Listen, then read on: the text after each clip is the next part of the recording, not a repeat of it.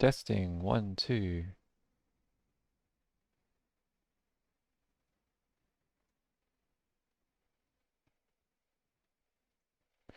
All right. Hi, everyone. My name is Samuel Bennett, and on this stream, I am going to be streaming the development of a rendering engine in Haskell using like Vulkan as the sort of rendering library. We'll be streaming it all on this channel. So it's my first time streaming on Twitch, so please be patient with me. Um, but yeah, let's get started. So, first thing I'm going to do is make a directory for the project. I'm going to call the project wrought because I think it's a fun word. Doesn't exactly roll off the tongue, but we'll go with it. We'll cd into that directory, and I've been working on a project to uh, cross-compile Haskell code for Windows, Mac, and Linux. So if we end up building something um, we want to be able to distribute it to different platforms. So something that I've been working on, it uses lots of other projects, so it's not my work. I'm just stitching together a few things. But you can go ahead and use it as well. In this case, I'm going to initialize a template from that repository and use that as the basis for a project. So that's given me some files. I'm going to initialize a repository in this folder.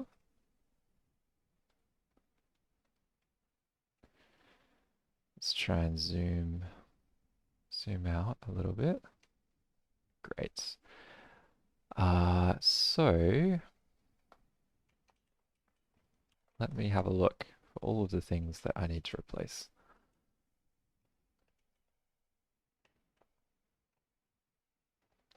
Okay. Bennett.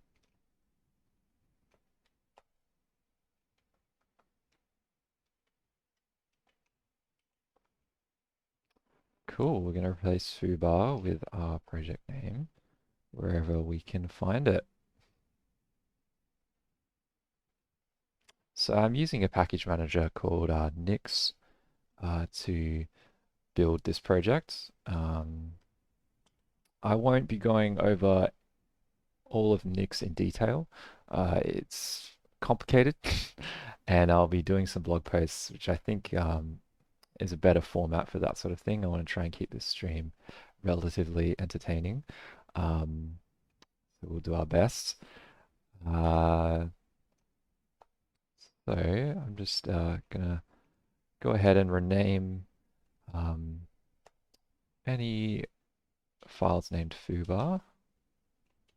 We'll go do another search for foobar in this project. Okay, all gone.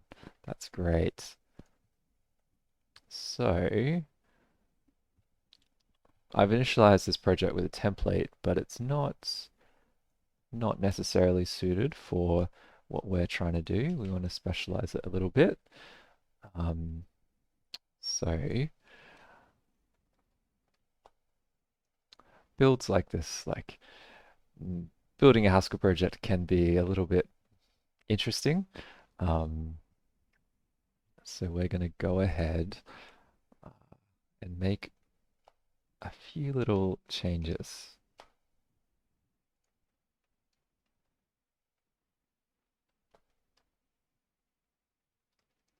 Okay, we're going to give ourselves a library.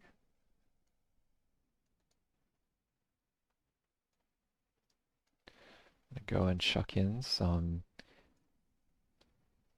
build dependencies that I already know ahead of time that we're going to need. So with this project, I've done quite a bit of research and development, so I've gone ahead and tried to build a rendering engine a couple of times. So I'm not going to repeat all of that work here. Um, I will repeat most of it, but not the boring stuff. I'll try and skip over that. Excuse me.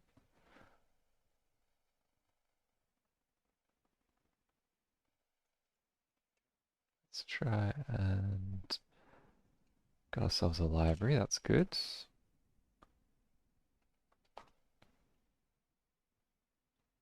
Let's modify this flake.nix file. A few things that we just don't care about.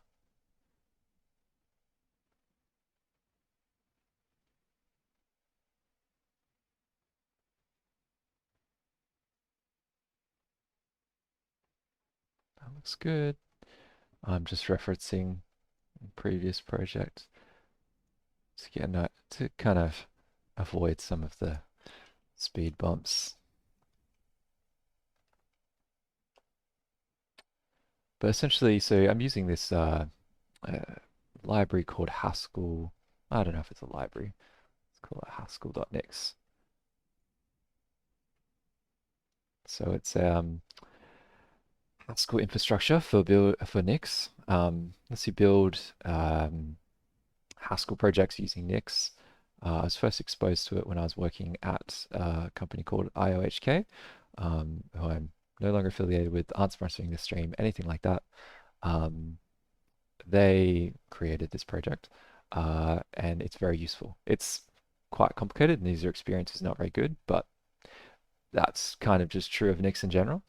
We'll be using that. So at the moment, I'm creating a .nvarc file, and that's using, so there's a project called derenv, which will load some environment variables based on this file that you have in the directory. So derenv directory env.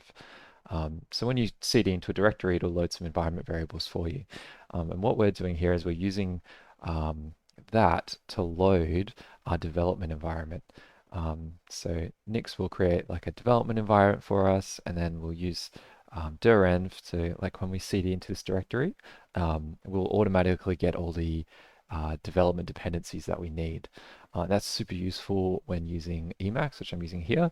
So when Emacs we've got an extension for derenv, so it'll load the environment variables for Emacs, which means that when Emacs it executes commands like, let's say, Hoogle, just starts up Hoogle, it'll use the version of Hoogle that we have specified in our project, rather than trying to use like a system-wide version, which might not line up with the packages that we have installed.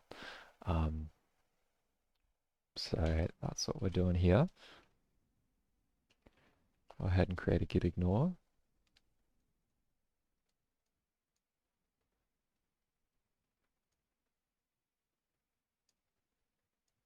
I'll just go ahead and copy that from my last project. No need for that to change.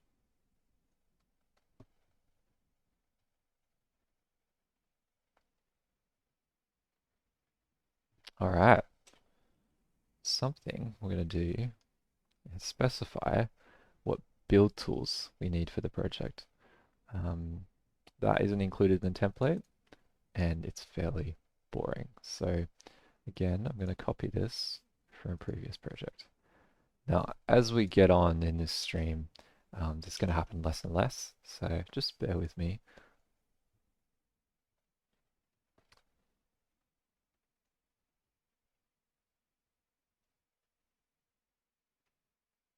All right, so I had some issues when building this project with Wavefront, so I've gone ahead and I'm using a unreleased version of Wavefront. Well, released on GitHub, not on Hackage. That fixes my issues. Now, building Haskell packages with Haskell and Nix can take a long time. So what I'm going to do is I've already populated my local Nix cache with all the development dependencies. I'm going to copy a flake.lock from a previous project so that we don't have to sit through that.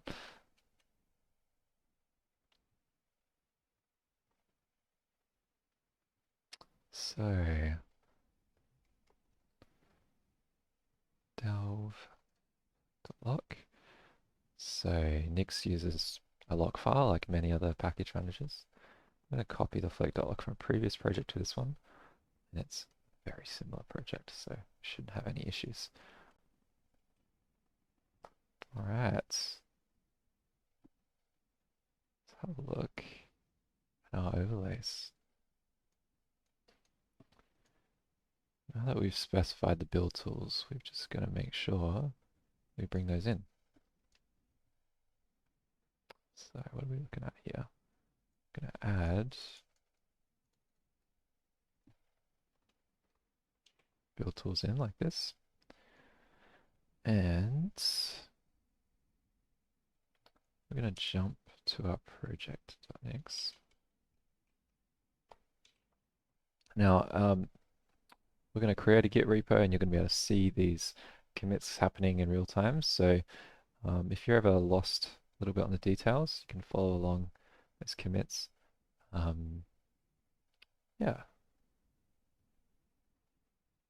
Right, what have I done here? Right, we're going to need some extra packages. Let's go Vulkan tools. Cool, it's just our Vulkan stuff. Vulkan loader. SPV tools. Vulkan validation layers. And a shader compiler.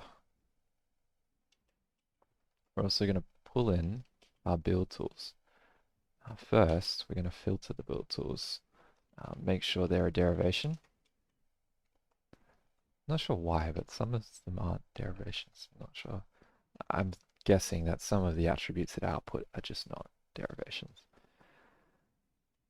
So we're going to filter our Haskell build tools for derivations and include them in the shell for the project. Now the shell refers to it's like the development environment. All right, we're getting pretty close. Let's go ahead and create a little code. Let's create ourselves an example. We'll call it triangle. This will be the first project we try to get to run. So module root examples dot triangle. Just say hello world. Now I'm hoping this stream can be accessible to non-Haskell programmers as well. So try and explain what we're doing as we're going along. This is pretty self-explanatory. Let's try overcomplicate it. We're just going to print hello world. Let's make sure to add that an exposed module in our project. Exposed modules rods dot examples dot triangle. That's not how you spell that. All right. We're almost to something building. All right. Let's open a shell here and let's just try and develop. Actually, let's cancel that. First thing we need to do is add all this stuff to Git. So Nix Flakes, they only see files that are in Git. So just something to keep in mind. We'll call this, all the files are staged, so they're in Git. So we should be good. Now, I hope my stream upload is going to manage downloading and uploading at the same time. Internet in Australia is not always that great, so we'll see.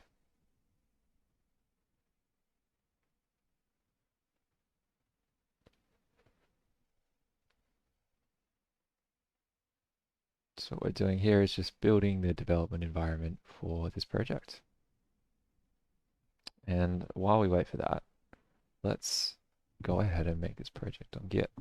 So my name's Samuel Bennett, and my Git organization here is Sam Bennett, and we'll try and use that handle for everything. So SAMBNT.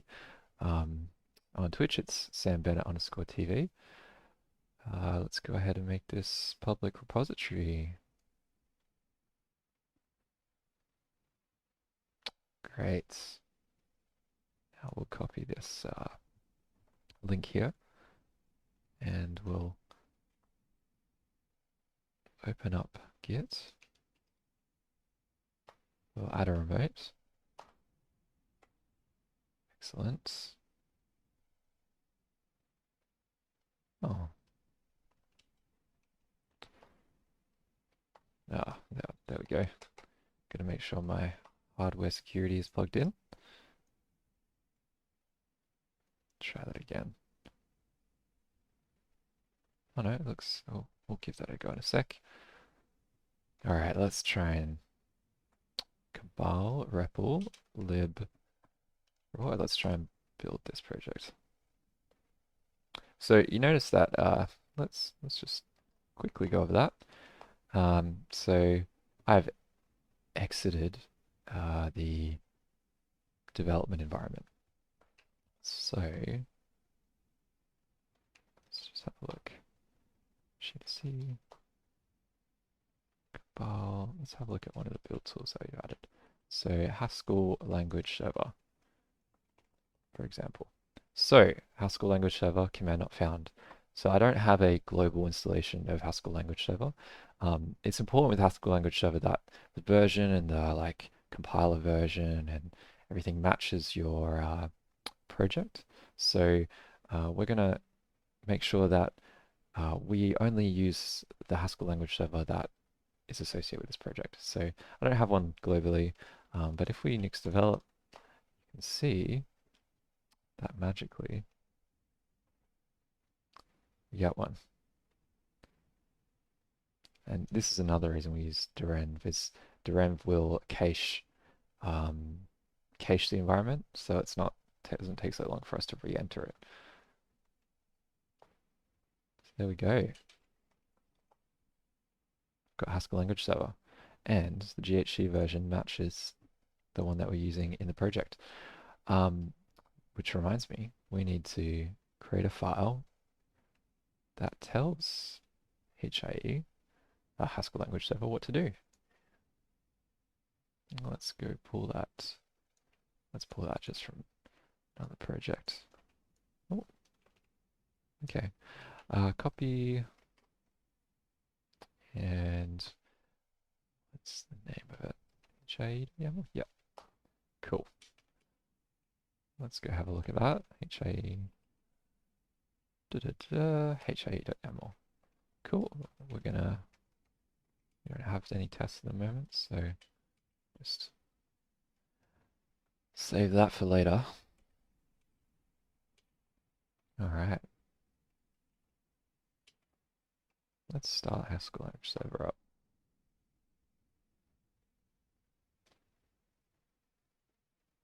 All right. Looks like it's working. It's good. And if we just go back to our example,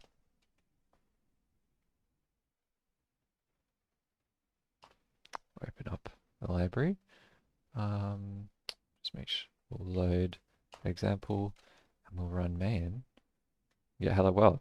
So here we're good. We've got a development environment, can build, can run. It's a start at least. So let's commit that and get our first commit out there. Oh, where's my HIE.yaml?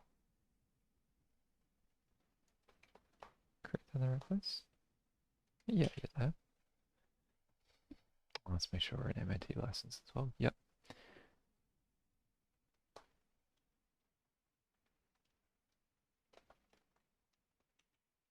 So yeah, all this is open source, free of charge. Git add.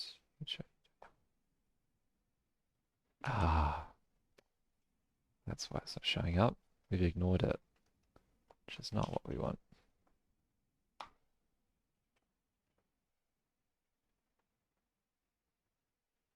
Excellent. Let's just still quick review. Yep.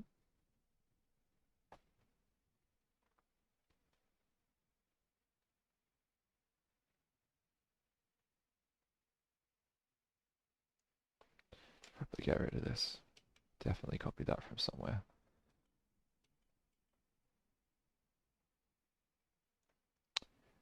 Got ourselves some build tools.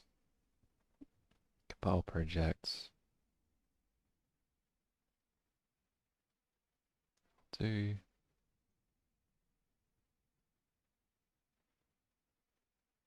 That'll do. Yeah, no problem there.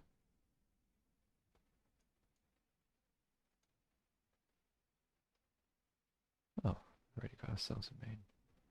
That's nice. So let's write a better README. Let's call it rendering engine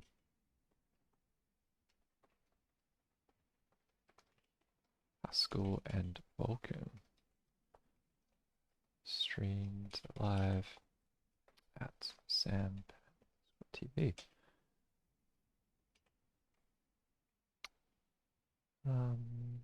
Can leave these. They're not exactly wrong. Let's just make sure that this works. Great. So as part of the template, I included a main file, and all it does is open a glfw window, initializes Vulkan, and just prints some information. So this is showing me that Vulkan is working. Well, some of it is working at least. That's just useful. Good to know. So that looks all good. We'll create our initial commit. I won't get very creative with the messages here. We'll push that up.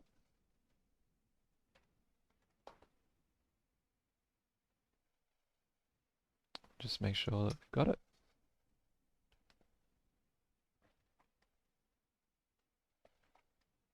Great.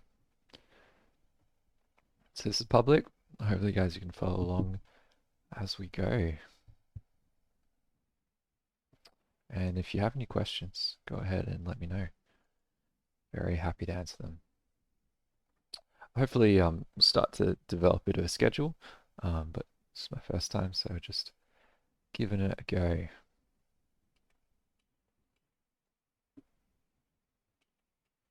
Great. Let's go back to our example.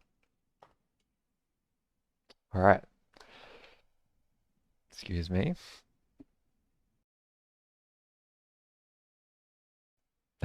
Great. Okay, so the first thing we want to do is get a window up. Let's do that. We'll try and do our best to get to a triangle today. I'm not sure we'll get there, but we'll do our best. So a window. Let's create a file for it. So raw. Just thinking a little bit about the project structure. Yeah, let's just go for that. Window slash glfw. So I'll be using glfw to bring up window. I haven't tested cross compilation with SDL2. So I'm going to stick with glfw for now. But I do hope to get around for that. It would be nice for that Haskell cross repo to work for SDL2. So glfw, great. Let's get this started.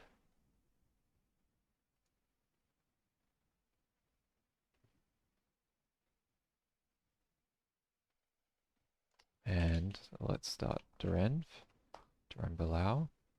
That might take a minute, so just leave that to do its thing.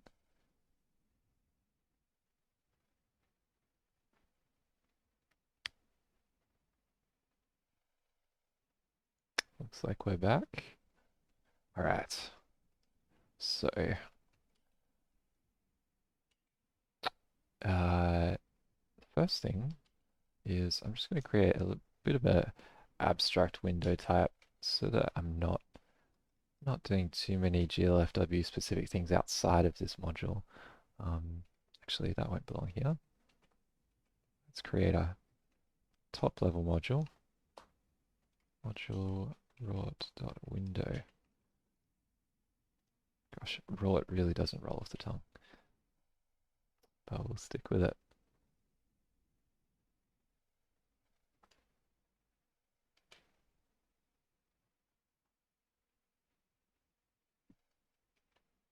Great, we'll come back to that. So GLFW, let's not worry too much about abstraction, we'll just get a window up. So, what might this look like? We'll give it a width, height, title for the window. Let's go text. And let me explain this pattern. So for anyone who's not used Haskell before or is new to Haskell, this might be a little bit confusing. So what we're doing here is we're declaring the type signature for a function. So these little two dots are declaring a type signature. The name of the function is with window, and this is like a function that takes 1, 2, 3, 4 arguments and then returns this. So the last thing in the list of these arrows is the return type. But additionally confusing.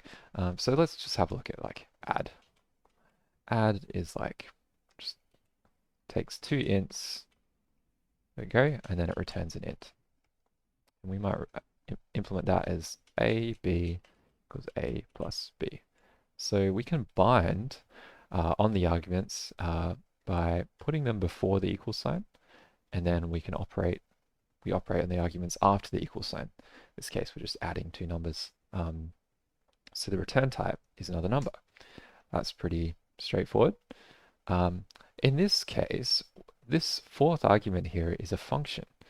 And what that's saying is, essentially, what we're going to do is we're going to give the user a window for a specified time, for like basically for the time for them to execute that function. So they'll use this function, like they'll be like, oh, I want a window 800 by 600 with a title of my cool app. And then they have to pass a function that takes a window. So this is the,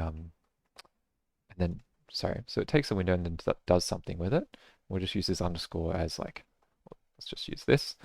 No, underscore is good for something. So this function, it takes a window as an argument, and you might have seen this in other languages. It's sort of like a lambda syntax. Might look different. I'm not super familiar with lambda syntaxes in other languages, but this is what it looks like in Haskell. So this is a function that takes a window as an argument and returns a result.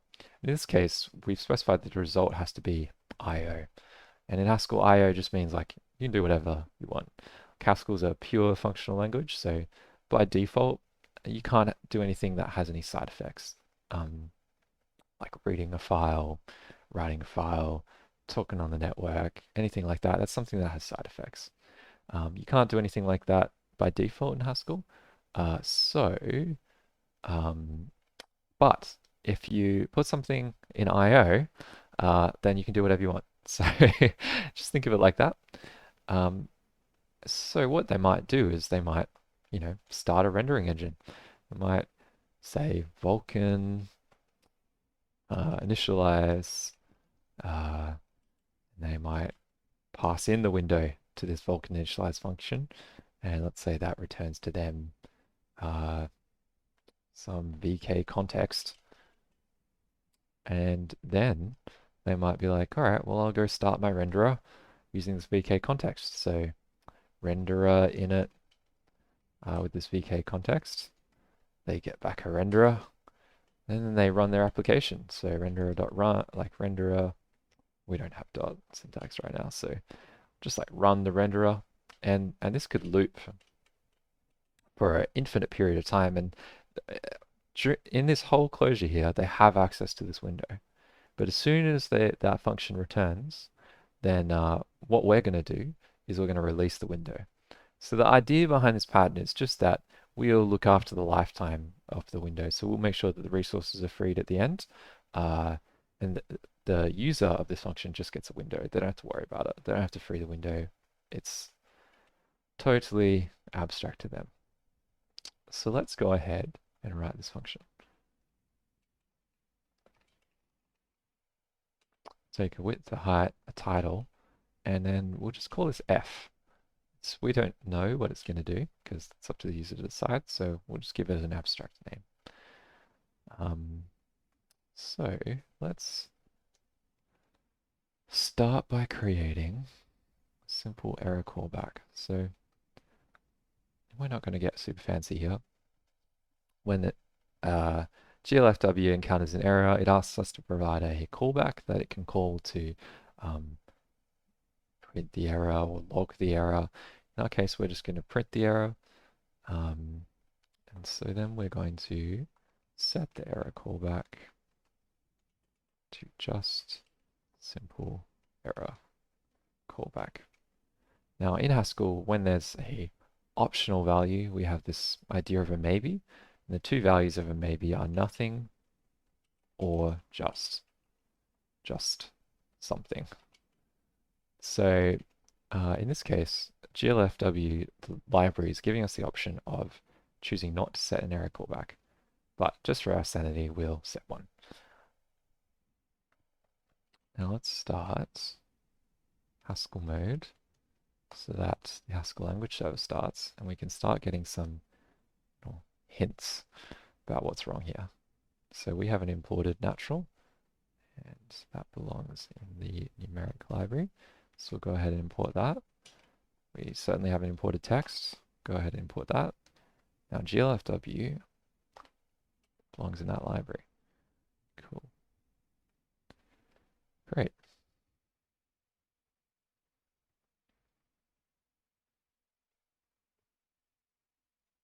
Now I'm just going to copy this code from my previous project and explain as I go along.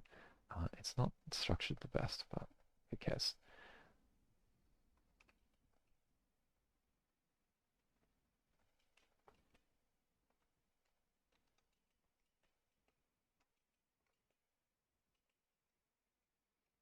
So in order to release the window, initialize the window and then release it no matter what happens, I'm going to use what's called bracket.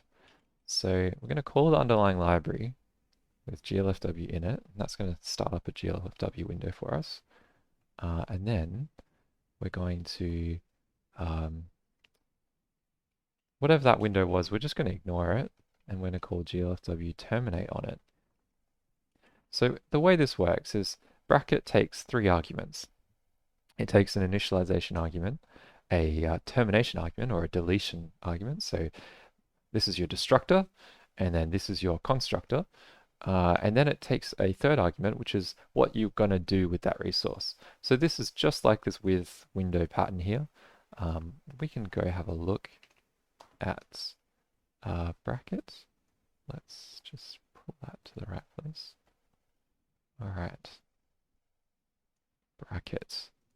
Let's go have a look at the signature. So we've got an IO computation to run first. This is to acquire the resource.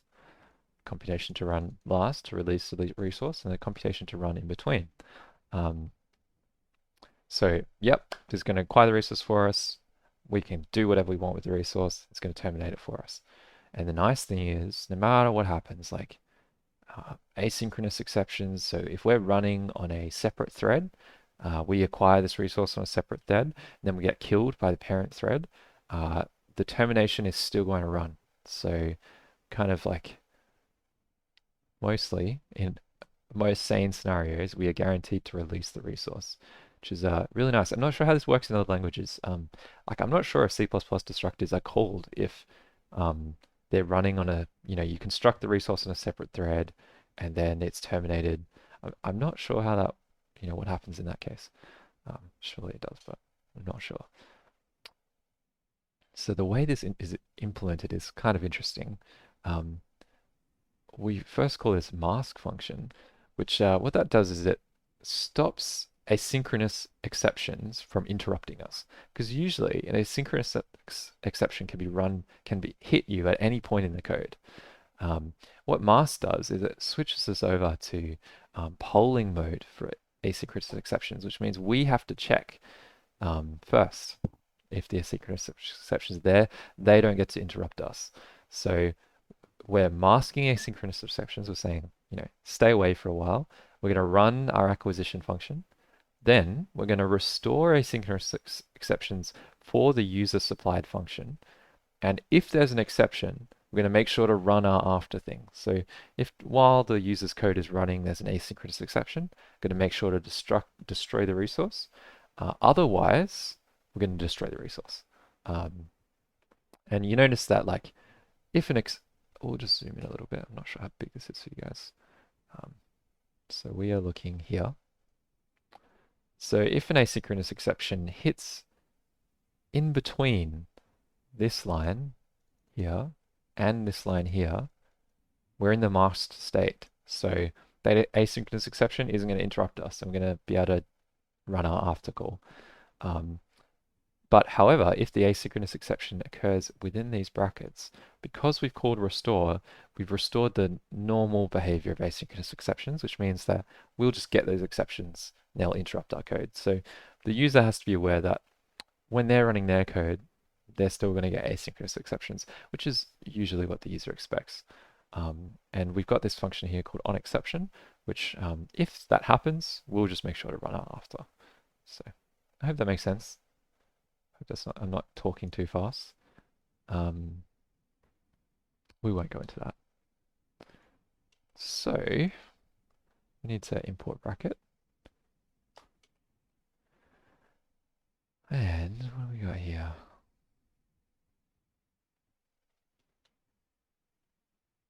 Yep.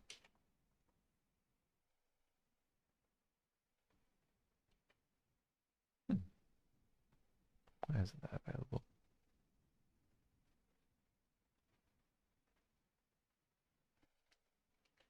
So in this case, we're not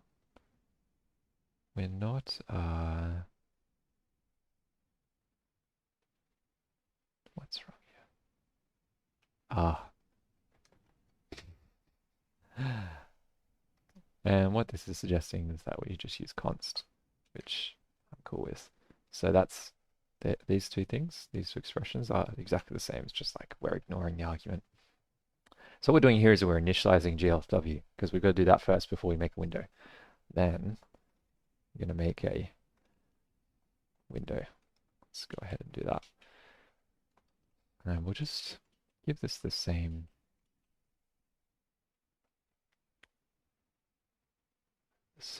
structure as up here.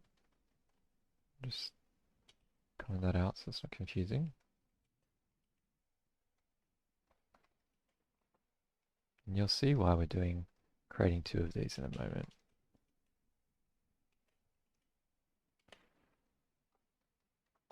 Might do some refactoring off stream, but for now, we'll plow on ahead. So we're going to, so you see we're gonna be chaining a lot of these bracket calls. We're gonna like initialize our glfw context and make sure that's in like a bracket, and then we're going to create a window, make sure that's in a bracket. What that's going to do is like safely release resources for us. We don't have to worry about that in a code. We just set and forget. It's very useful. Take the width. I'm going to convert the width using this from integral thing. Don't worry too much about it. And title. Last two arguments, nothing. And in case, if we create a window, we'll make sure to delete it. But if we don't manage to create a window, we won't do anything because there's no point destroying a window that doesn't exist. Well, we can't actually. We don't have a handle to the window. We can't destroy it. Great. So what this is telling me here is that this is the wrong type. So it's expecting a string, but we've given it text. I'm not going to go into Haskell's treatment of strings. It's frustrating. But we're going to try and use text as much as possible. When an API requires us to use strings, we'll just convert. So we'll use unpack and make sure to import qualified data.text as t. There we go. Great. Compiler happy.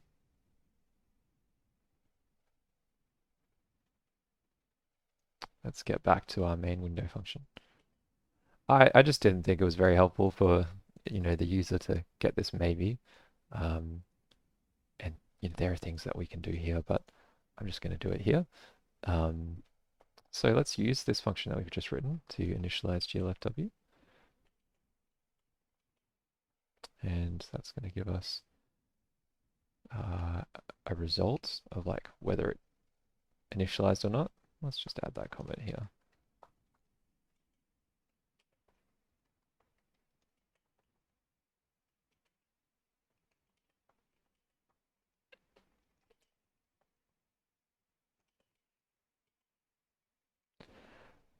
All right, so I'm going to just set a few hints because we know we're working with Vulkan. So I'm just going to not use the OpenGL API. To do that, we have to set a little window hint before we create our window.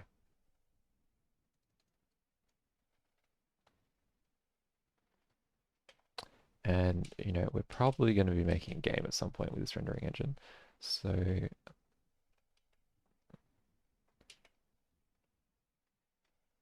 going to make sure that we allow resizing of the window.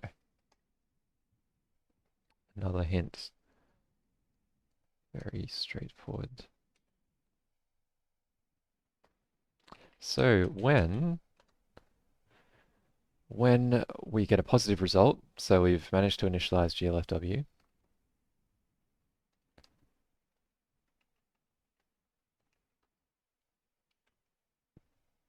we're going to go ahead and create a window with, that is the wrong name, with glfw window. We're going to use the other function that we wrote with height, title, and we've got ourselves a maybe window. Case maybe window of nothing. So in case there's an error, I'm just going to go ahead and get that error and print it to the standard out. Now, if we were to create a proper product from this at some point, I'd have to go back and just make this a little bit nicer. But for now,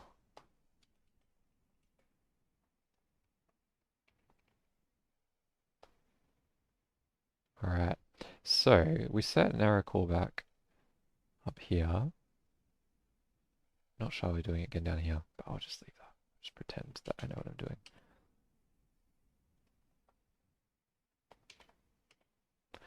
Just write your own utility code. Don't copy this.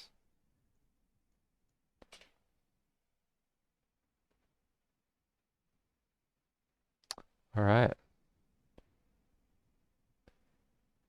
Now I apologize, it's the boring stuff, but here we go. I think we're good. So let's go up a level, just have another look at this window. We are going to import, did I expose?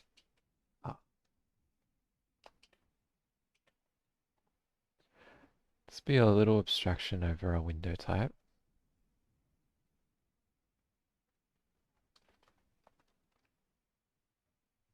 Blah, blah, blah.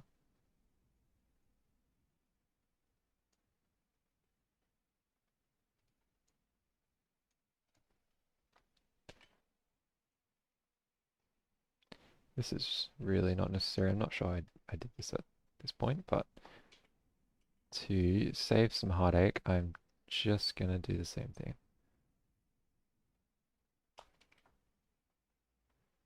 Title, text, excellent. Make sure you put that. What's going on here? In scope. Ugh, acronyms are so hard to write. Excellent.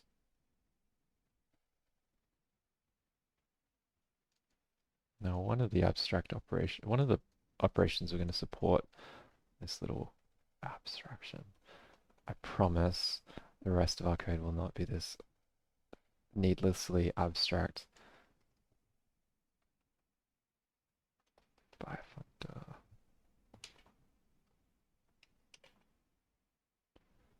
So we're just going to get a way to get the frame buffer size. So when the window resizes, we just need to know what size the frame buffer is now. That's going to be in our renderer. Then we're going to like resize the window surface and all that kind of stuff. Another thing that we need to support is creating the window surface. So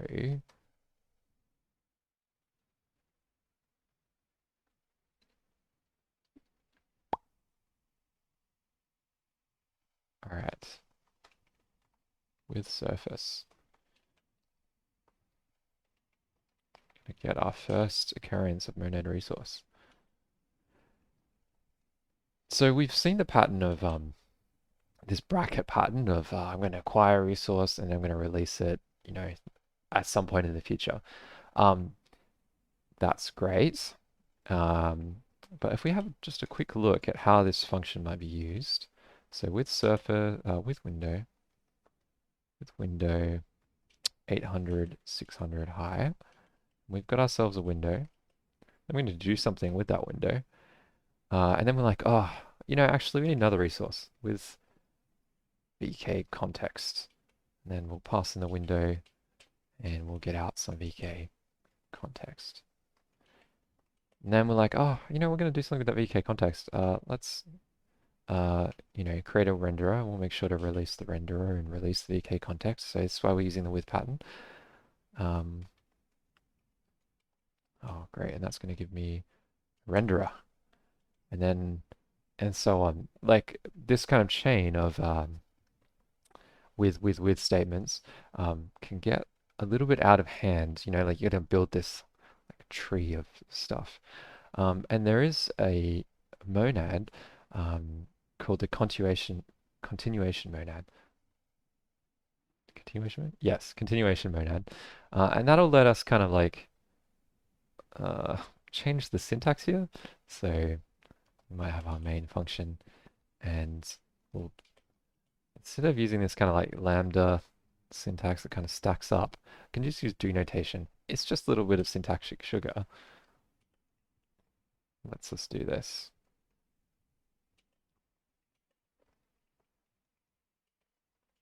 Now that's better, but I mean it is just syntactic sugar. There's a core problem that we can't see yet, but will happen later on, where we have, let me demonstrate. If we wanted to, let's say, recreate the VK context, and let's pretend that the renderer didn't depend on the VK context, but it other than it just needs to come afterwards, but it doesn't actually use the VK context as input. Now, what if I wanted to recreate the VK context in this block? I'm like, I've set up my project. I want to recreate the VK context, but I don't want to recreate the renderer. There's no way to do that. I can't, to get out of this, I could throw an exception. Let's just say throw, or let's just say error. No, we'll just go throw some exception. All right, so we've thrown some exception. Now what will happen here is that exception will bubble out of this and destroy our renderer. So we've already like failed step one, which is like our requirement, which is not to destroy the renderer. But it will also bubble out of the VK context and cause the VK context to get destroyed, which is what we want. And then we can maybe do this like catch some exception and, you know, just, this is all pseudocode here. So if we catch some exception, like go ahead and retry. So we recreate the VK context. But yeah, like I said, so that works for destroying the VK context, but it also destroys the renderer. So there's this kind of like implicit dependency between these two statements, even though there's no real dependency, um, other than just one was created after the other, and it sort of forces this kind of creation destruction dependency. And that's a little bit annoying. So I love the pattern, but I don't love the usage. And it becomes a big problem when we recreate the swap chain as the window resizes. So when we resize the window, we need to recreate the images that will be presented to the screen. And that's called the swap chain because it's a chain of images that we swap between. So we generally have more than one image that we present. We're usually rendering to say one or two of those images. We're presenting one that we've already rendered, and then we're rendering to another one, and then we swap hands. Um, and in that case, when the window resizes, we want to recreate the swap chain, but we don't necessarily need to recreate all of the resources. We only need to recreate resources that depend on the swap chain. So this is where monad resource comes in. So monad resource is a lot like with window and this bracket pattern. But rather than there being this sort of implicit dependency between things and their creation date and the order and let me rephrase that. Instead of there being this implicit order between the creation date and the destruction date, like you can't destroy this until you've destroyed that, you can do something like this. So we have that same syntactic sugar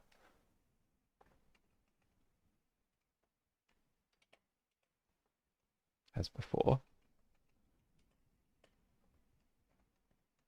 But now we can do something like free the VK context. And this isn't a supported operation, but we'll be adding it later. So it's called release or something, but we'll just use pseudocode. So we can free the VK context at this point and not free the renderer. So that's very helpful. So we'll be able to free the swap chain, destroy it and any associated resources, recreate it. So we can be like, okay, and new VK context, or we can go swap chain in this point. We'll free the swap chain, create a new swap chain, and then we're good to go. So yeah, it takes, you might think, oh, I just want to use a bracket pattern because it's simpler, but there will become a point where it'll bite you. So we're going to avoid that. Thanks, research and development, using monad resource. Now, if we just go have a look at this, might be helpful to have a look at. Ugh, people opening in the wrong tab. All right.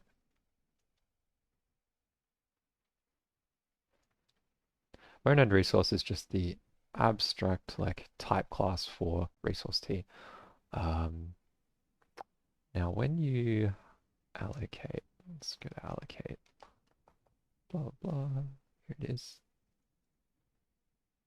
Oh, I can't click on it. Here we go.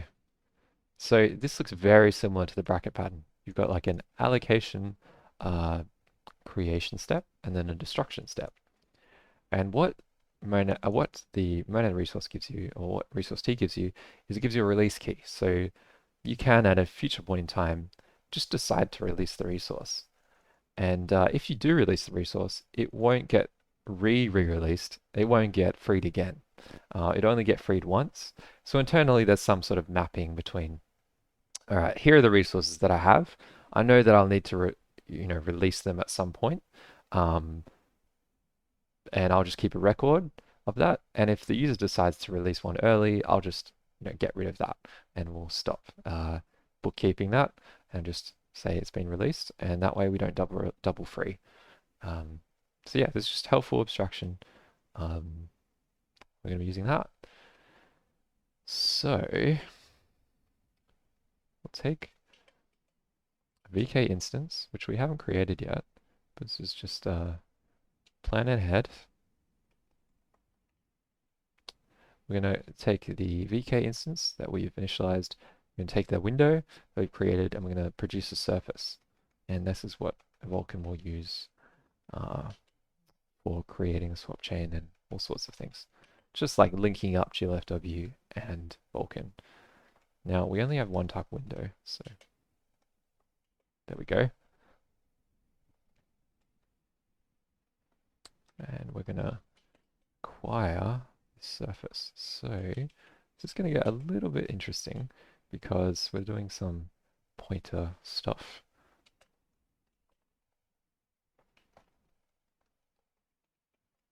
So we're allocating a pointer.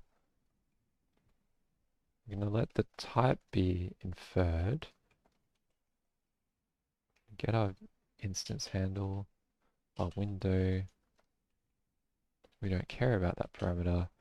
I'm going to provide the pointer. Case.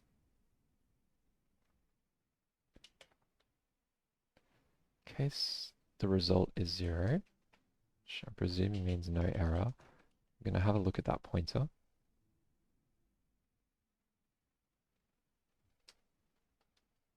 And if we get an error, we're just going to throw an exception. So error, failed to create window surface exit code was, oh yeah, so this next code, show result.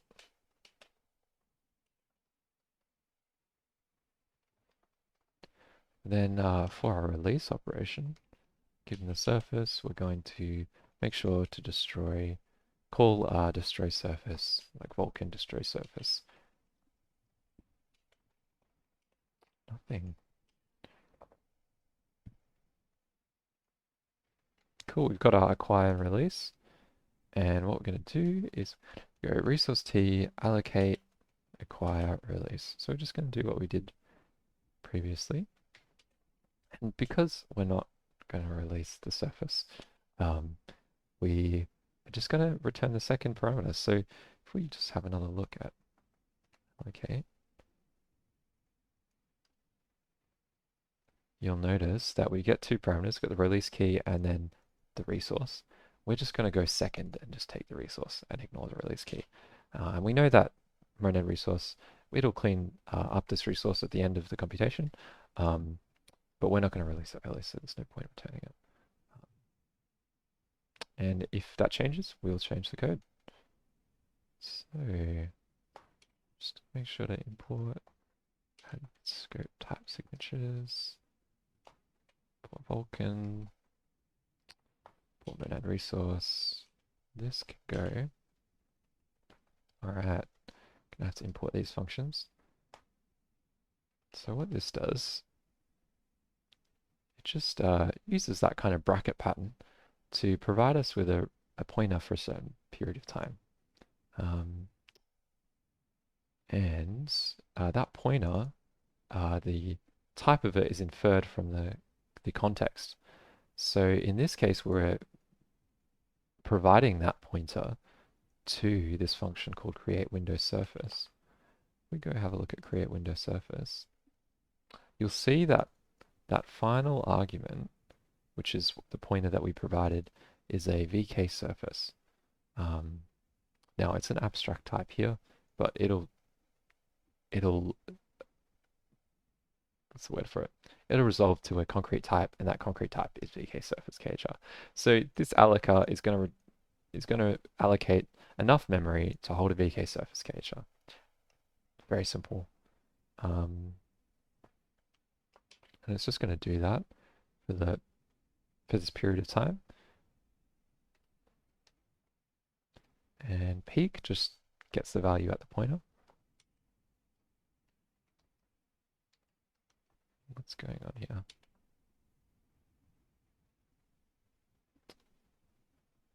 So show, just missing that.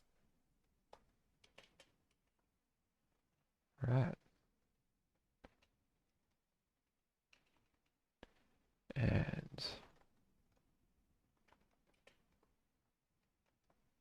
So we're just importing, make sure our imports are up to date. All right, great. So we go to surface.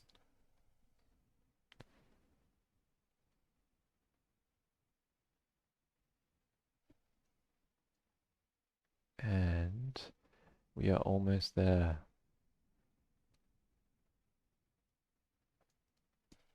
So we're just going to go back to our glfw.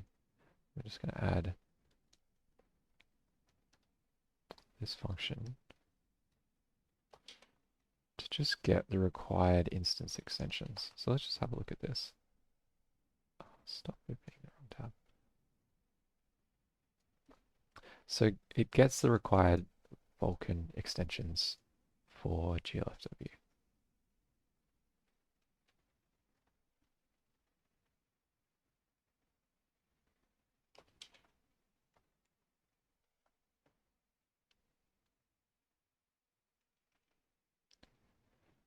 Just cleaning up the imports again.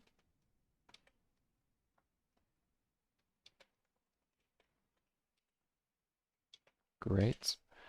And we'll just add a slightly less specific function here called get required extensions. That is just going to use, oh, what am I doing? Let's just do it here.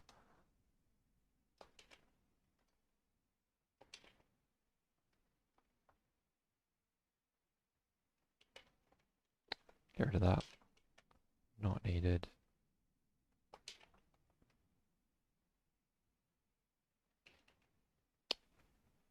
And vector import qualified.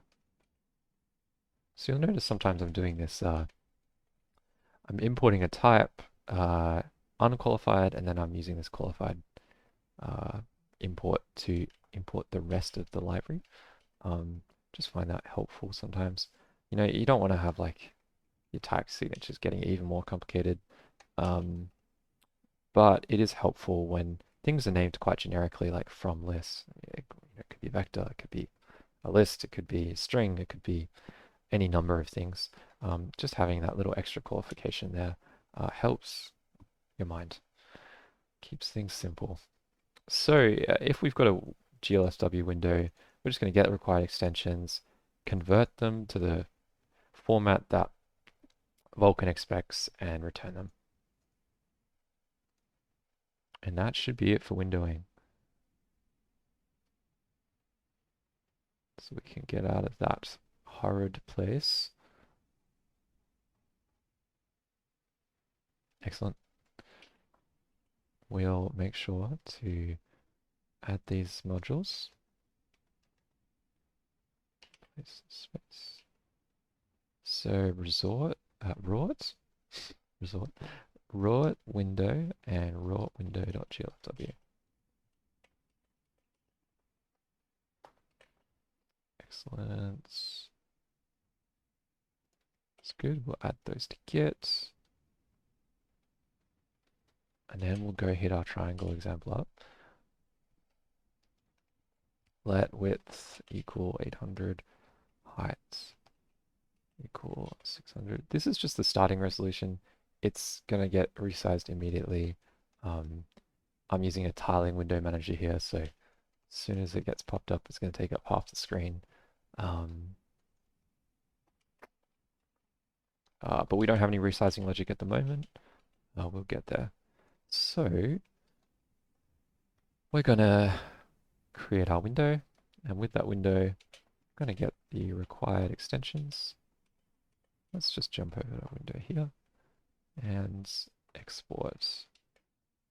So we're only going to export the type window. We're not going to export the constructor. So that means that the users of this module, they know what a window is, they can use a window, but they can't construct a window other than using our approved methods, which in this case is with window. We're going to let them create a surface, and we're going to let them get the required extensions. Excellent. So they can get the required extensions for Vulkan, And then we gonna get that window to pop up. So how did I do that? Yeah.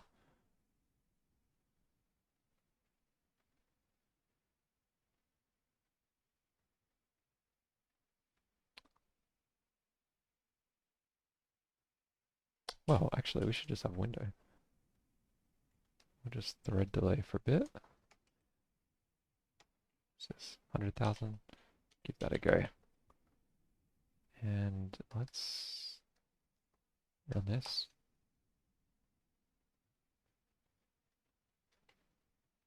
Ah. Alright, looks like we got some build errors. Oh yeah. Let's get some help here. Haven't imported anything.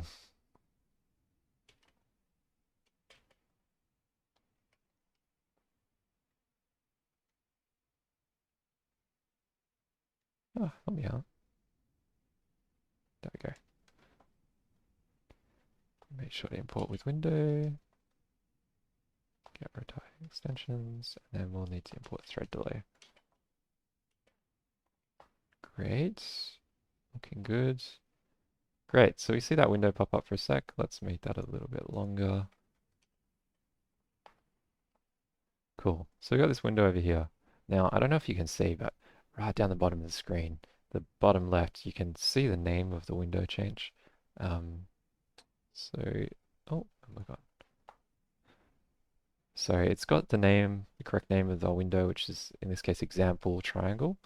So that's great. So it created a window. Now there's no surface there, not rendering anything, so it's just transparent. It's probably going to depend on your window manager what exactly happens in that case. Kind of undefined behavior, but we got a window. Excellent. Now let's go and initialize Vulkan. Just give me a quick minute. I'm going to make sure the stream's still going okay.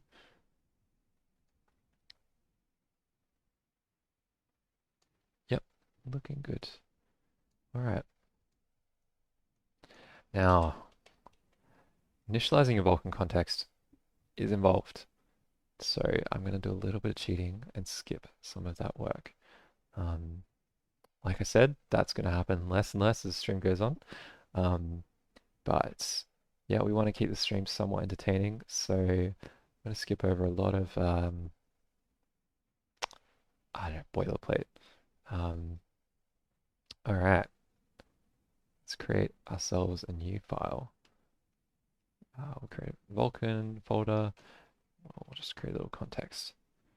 So when I say Vulkan context, I'm just talking about the device, like physical device, the logical device, the surface, the instance. These are all Vulkan terms. They're just sort of the context that we're executing in, and it's useful information for the renderer. So it's Vulkan specific information. Kind of, I think I'm just going to try and keep this as like data structure, plain old data, and we'll just share it freely with the rest of the code. So let's start.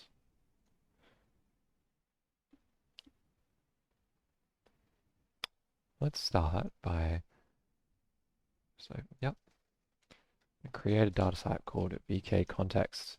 We're not going to give it any constructors for now. And then I'm going to create a function called with VK context.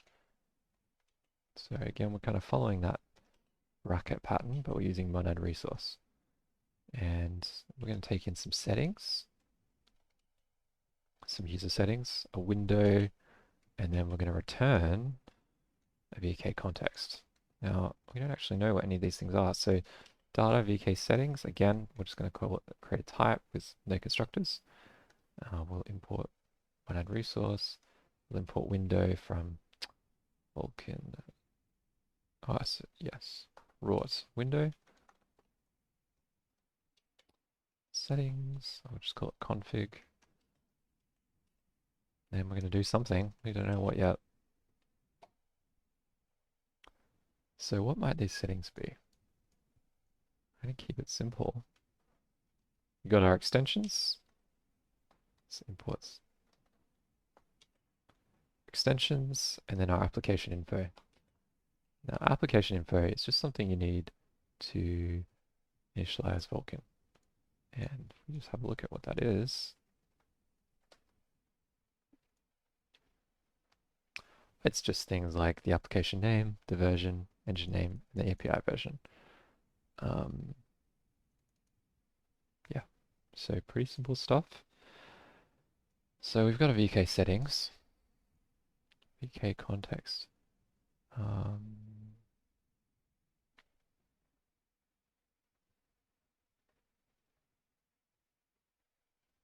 going to import two functions to check that we have the required extensions, in this case coming from the settings and validation layers. Import has a vector.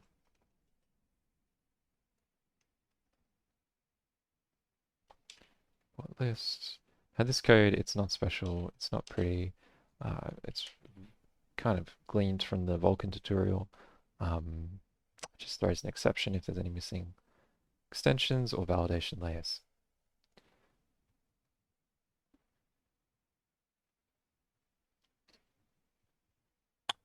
Now, one thing we're also going to do, let's just go ahead and use those. So, left IO. So, monad resource, you can embed IO computations in it. So in this case, these functions, they return IO, and this function, it returns an MVK context. And those two things don't match up. But monad resource has this property that you can embed IO computations in a monad resource using lift IO. So we can get away with it. So check extents, required extensions from the config. And again, these just throw exceptions if they fail. So we know that if we get past them, we're good. Required validation layers, config, excellent. Now, let's set up our create info for creating a Vulkan instance. So Vulkan, you've got to create these data structures, and they're often called create info. So surface create info, so instance create info, buffer create info. You got to fill them out, and then you can create what you're looking for. So in this case, if we look this up, have a look.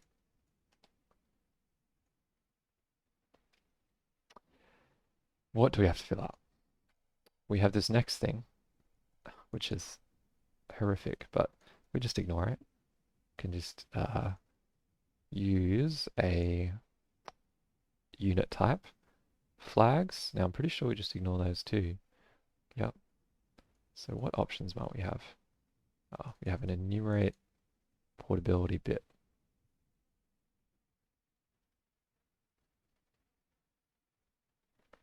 That is useful actually. That's useful for Mac and Molten VK, but we'll get back to that.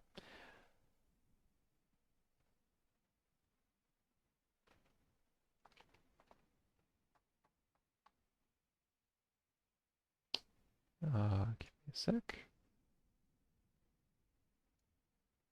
I'll come back to that. All right, and all right, cool. So this is the chain argument.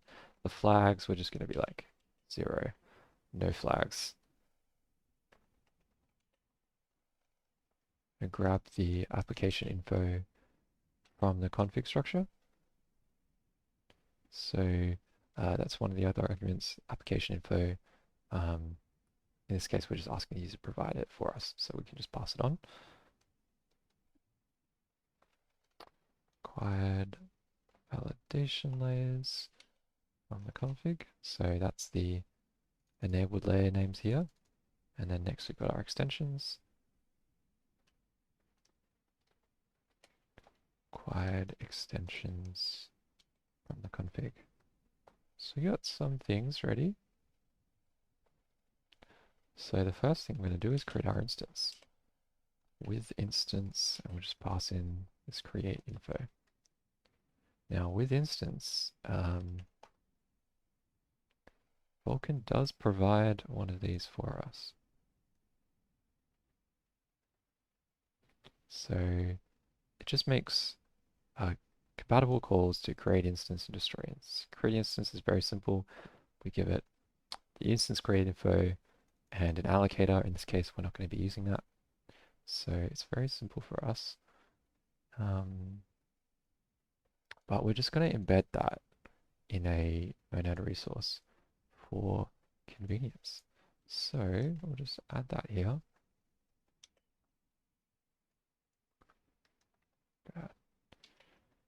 So this looks very similar to what we've seen before. I'm going to create and then destroy an instance.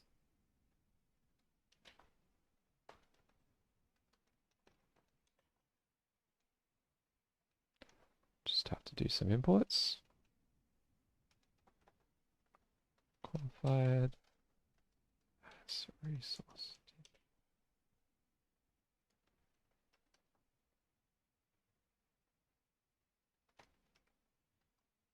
Class.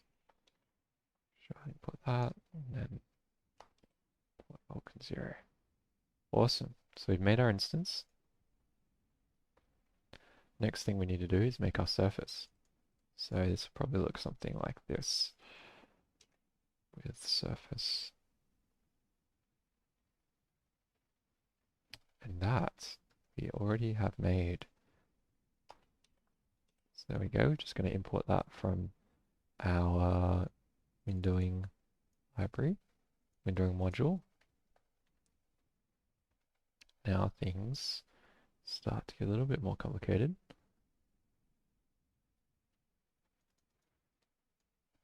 So one of the device extensions that we're going to add is make sure that we have swapchain. And then we're going to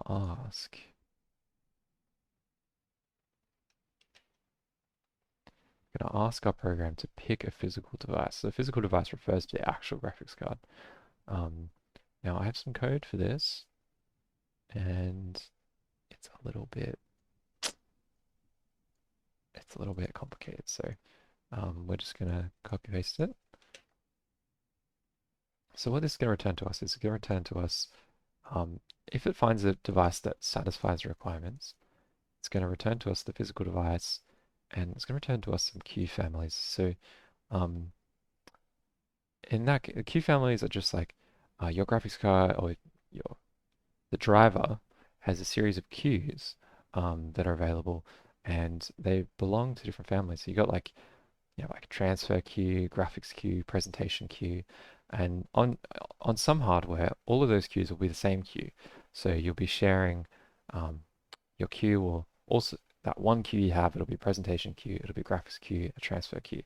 But some graphics cards, like usually dedicated graphics cards, will have separate queues. So you have one queue for presentation, one for graphics operations, one for transfer operations, so that you can upload data to the GPU at the same time that you're drawing, at the same time that you're presenting.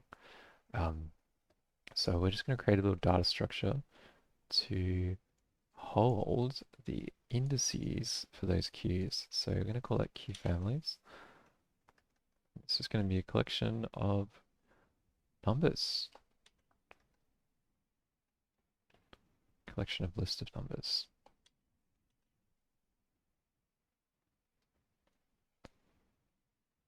And this is going to find the key families for us and return them to us so that we can create queues from those key families.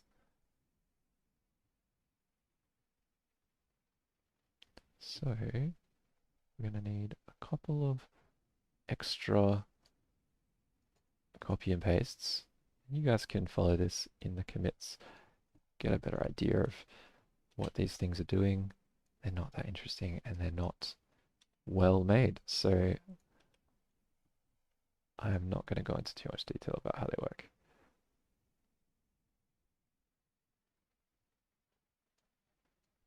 Need a couple of other things.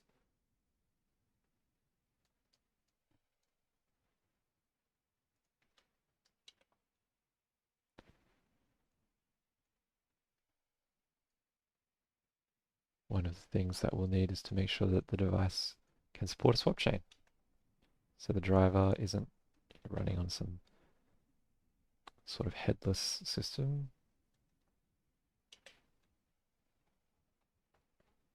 Again, we're just going to do a little bit of copy and pasting here. Now the data structure we'll need are the swap chain support details. So the formats that the swap chain supports, the capabilities, and the present modes.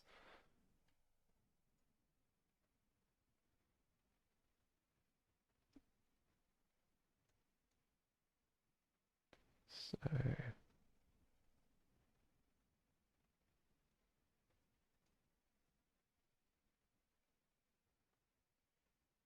all right. Query swap chain, context. Now, I apologize for the stopping and starting in this stream. Just as we get set up, it's going to be a little bit like this. So we've to make sure that we import everything. Data.me.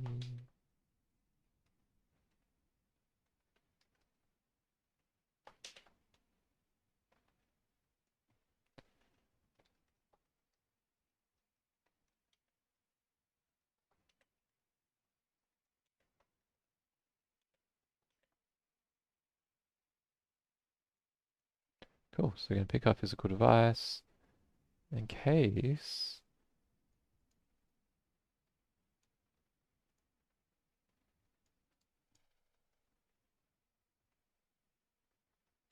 now in the case that we fail to find a device, we're just going to throw an exception. There's really nothing more we can do. And if we did find one, we're going to create a logical device. Now, I'm not sure why we have two different abstractions of this, but we've got our physical device and then we've kind of got our logical device. Wonder if Vulkan will shed any light on this for us. Logical with device. I think it's just called device.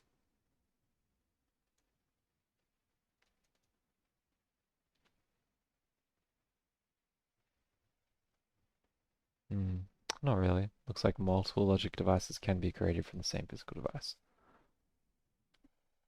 Wait, so I'm not sure. We're not going to want that. So let's just write a little wrapper function for with a logical device. It's going to do a few extra things for us.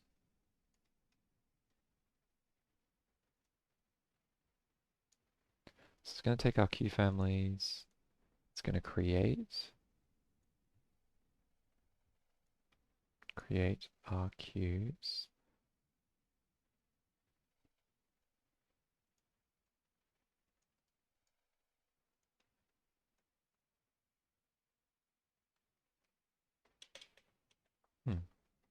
Not sure it will.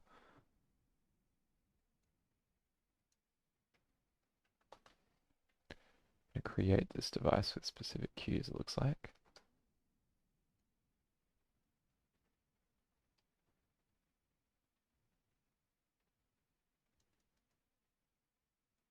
Yes, so it's going to create the queues along with our logical device.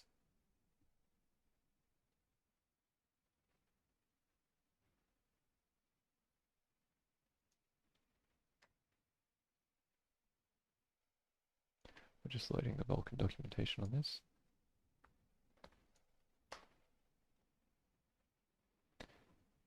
Oh, what's happening now?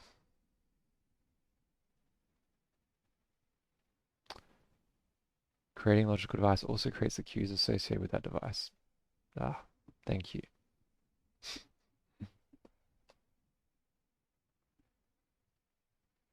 We'll wait for that to load. Alright, well, okay, that's going to create our queues alongside us. So it looks like for all of the queue families that were found, we're going to the queues families are just indices. So we're just going to choose the unique ones and just create all the queues. Might be inefficient. We'll find out later.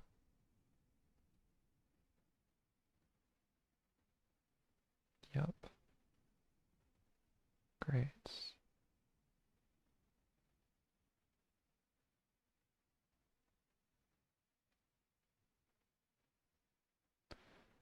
We'll get more into depth into queues later.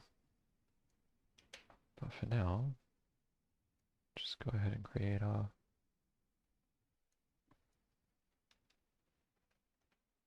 logical device.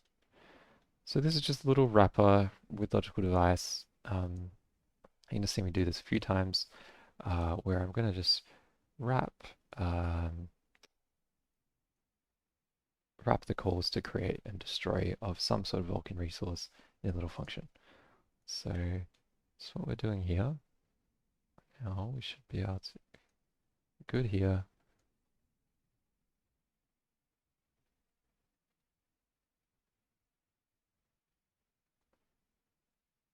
And let's just do this. All right, so we're going to get the physical device properties and then get a max usable sample count for the properties. So that's like MSAA. We're just going to kind of get the maximum that we can do. And again, that's just a little helper function. Not super interesting. So it's going to look at the color sample counts and the depth sample counts from the device's properties and then sort of figure out, okay, like what's the kind of max sample count that we can do?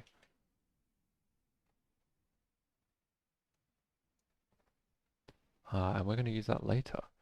So this gives us an idea of what the VK context is going to be. So we're going to need somewhere to put our instance, our surface, our physical device, our queue families, a logical device, and then the number of samples that we can do.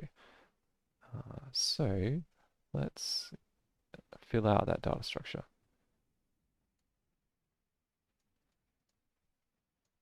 Okay, context. And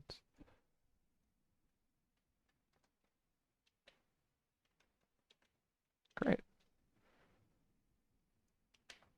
So now we just have like just a big structure full of the stuff that we'll need later on.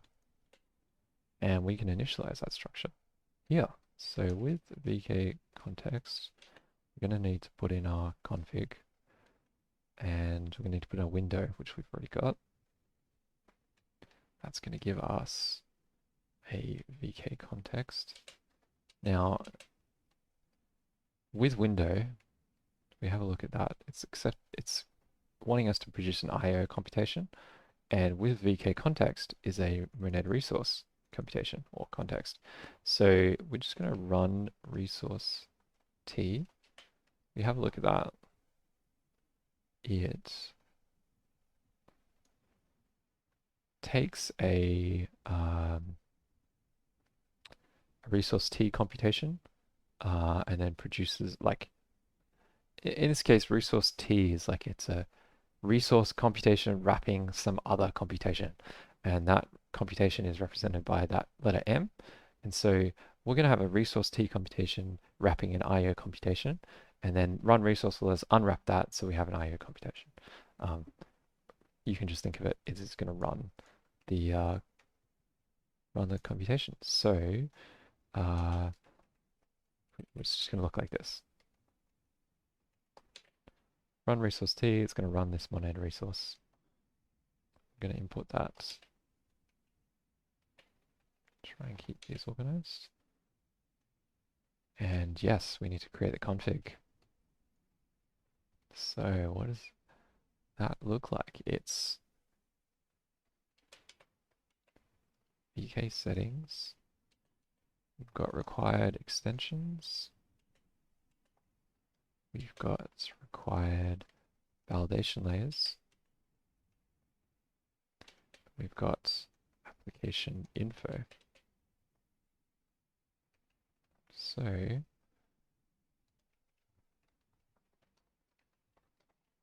have a quick look.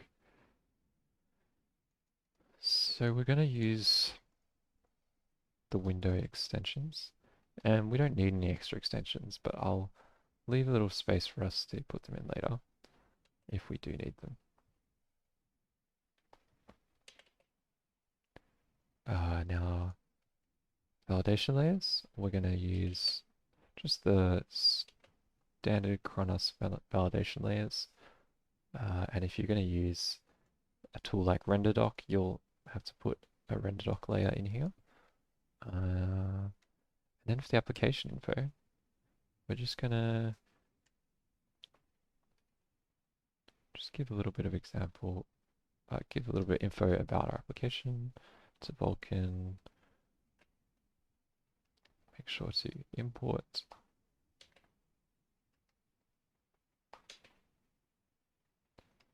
And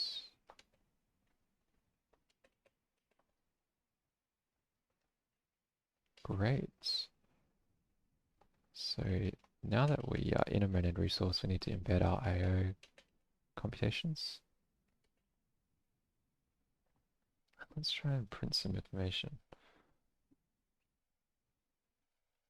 I wonder, we need to import this.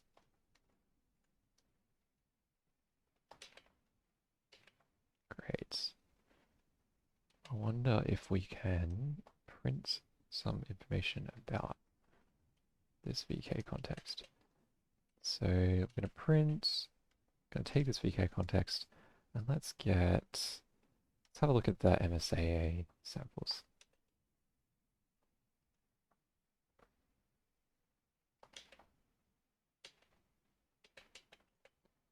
So we'll just get to see if this actually works.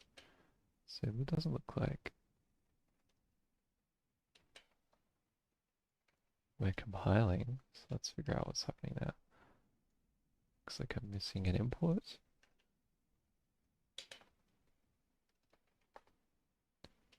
And 132. Yeah.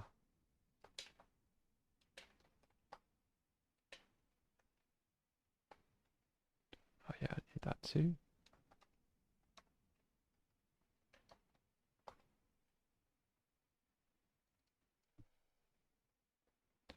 Let's create that function.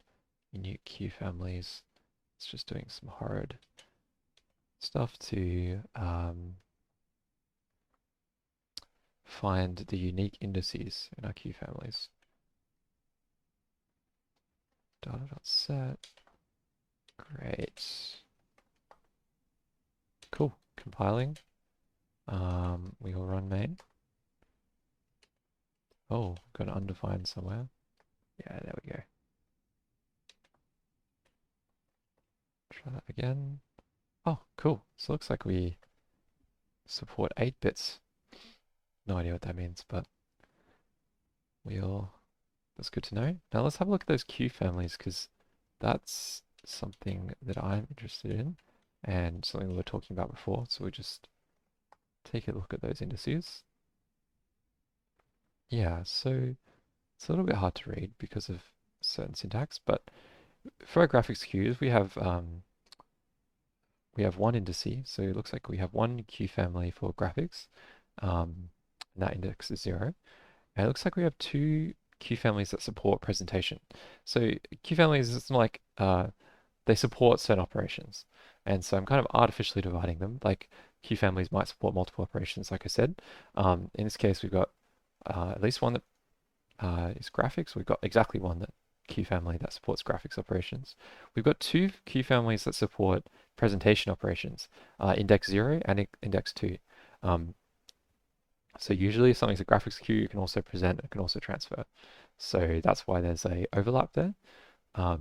We might decide to only use non-overlapping queue families. It's kind of up to us. We'll see where the wind takes us. And then also transfer queue families. Looks like the presentation and the graphics queue family are overlapping here. And then we've got 2 queue families that are extra. Like they can just be used for transfer. So that's good. Great. So we've created a window. We've got our VK instance, a Vulkan instance up and ready. We should start trying to render something onto the screen. All right.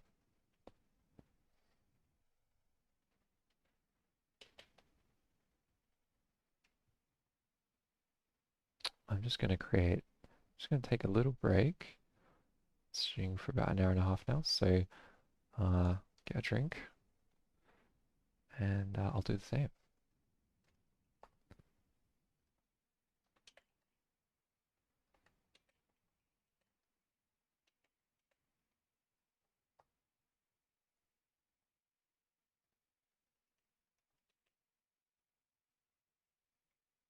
Give ourselves 8 minutes. Alright, I'll see you in a bit.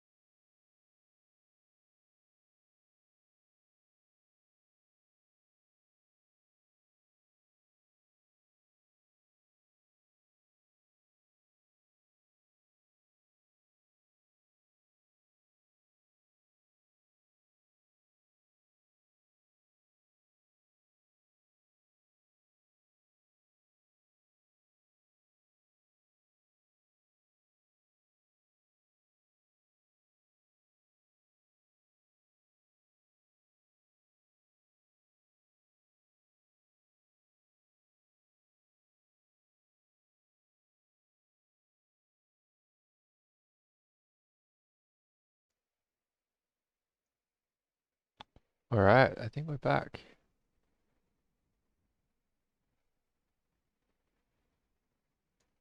Awesome. And so we have two viewers. That's awesome. Welcome.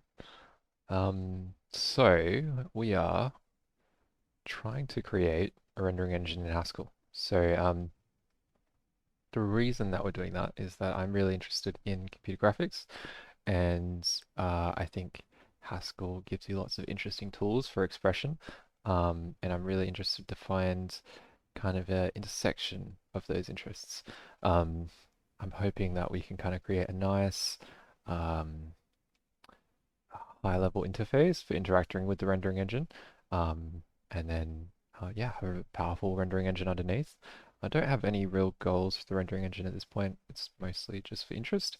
But you know, if it works well, then maybe we can make a game or something with it. Um, I'm not sure we're going to get to presenting a triangle today, but we'll see. So something to I think emphasize about developing something like this is that we really want to develop it iteratively. So we want to work in small chunks and always be kind of like uh, presenting something to ourselves, like presenting us with a with satisfaction, like that we've done something. I think is really important. It's way too easy to go like 2 weeks without seeing anything on the screen and like getting really discouraged. Even, you know, as you're refactoring stuff and things like that. So I think it's important that we iterate, and we're not going to try and create this perfect like high level interface to a rendering engine in at the start. You know, we're not going to spend 2 weeks doing design work. Um, Although I've done lots of research and development for this project, um, we're not going to aim for perfection at the start. We're going to just aim to get something working, and then we're going to work on refactoring that often. So hopefully you can see that process in this stream. Maybe some sessions we'll dedicate every week to refactoring and trying to make a nicer interface, and hopefully you guys can, people can suggest uh, you know, tips, give me tips about what you think the interface should look like. Um, and yeah, and then some days we'll just be working out how to implement that interface. So for now, all we have is this. So we have a window showing up. We have a Vulkan context being initialized, but we don't have anything appearing on that window. So um, let's have a little think about what we want the rendering interface to look like. Now, I've done some reading on this. Like, it's a guy called I'm going to mispronounce his name, so please forgive me. His name's like Sebastian Altonen. See if we can find. Here we go. Here's his name spelled out. I watched this presentation, mobile rendering. This gave me some good inspiration for a kind of high-level interface. And he also talks about designing these sorts of things iteratively. I think it's easy to forget with like graphic stuff. It's very easy to get pulled into this kind of like, oh, I'm going to spend 2 weeks doing this thing, and like making the perfect high-level interface. And it's not a fun way to develop software. So we're going to keep that iterative process in mind. Now, they have a high-level interface for interacting with their rendering engine, and it looks something like this. Um, they've got this kind of like, given the renderer, let's like create a buffer, and here's some information about the buffer. And given a texture, here's some information about the texture, it'll return us a texture. Bind group, which is kind of like a descriptor. It's in Vulkan, it's known as like a descriptor set layout. Like it's a set of uh, data inputs to a shader, like the bindings to the shader. And in this case, he's also got a shader here. Um, and then, so I kind of like this describing at a sort of high level, like what we want, and then leaving it up to the render engine to make that for us. I also had a look at, let's see if I've got this here. Maybe I don't have it here. Excuse me. Frostbite did a similar breakdown of their renderer. Um, this is not it. We'll just ignore that for now. And they also have, it's just something like this. They've got a slight difference. They've got a sort of like render graph where they're describing in advance um, what they want, and then but deferring the creation of any sort of resources to like up for the renderer to decide, which I think is very valuable. Like from the kind of like I kind of tried to create this rendering engine previously, just like investigating like what it would be like to do this on stream, and uh, deferring the creation of resources to the point where the renderer knows now is an efficient time to allocate these resources is like it seems to work well. It seems like a smart idea. Um, Requiring the user to know when the smart times are to allocate things or asking them to allocate big buffers and sub-allocate within that, um, it, it's a lot to ask and it's not very fun to write. So I think it's great if we kind of work kind of just like from something like this where we ask the renderer to create from us a buffer, it gives us back a handle to that buffer, and maybe that buffer hasn't been created yet, but we don't need to care or know about that. We trust that the renderer at a certain point in time will go and create that for us, and hopefully the renderer chooses a time that's appropriate and efficient.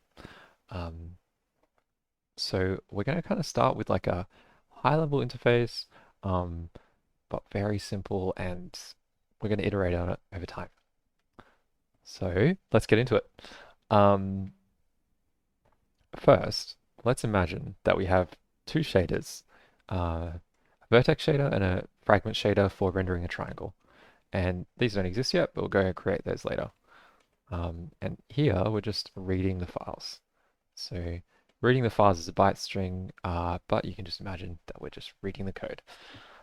So now that we've got those, we should probably create a bit of a description for that shader. Like, let's create that shader.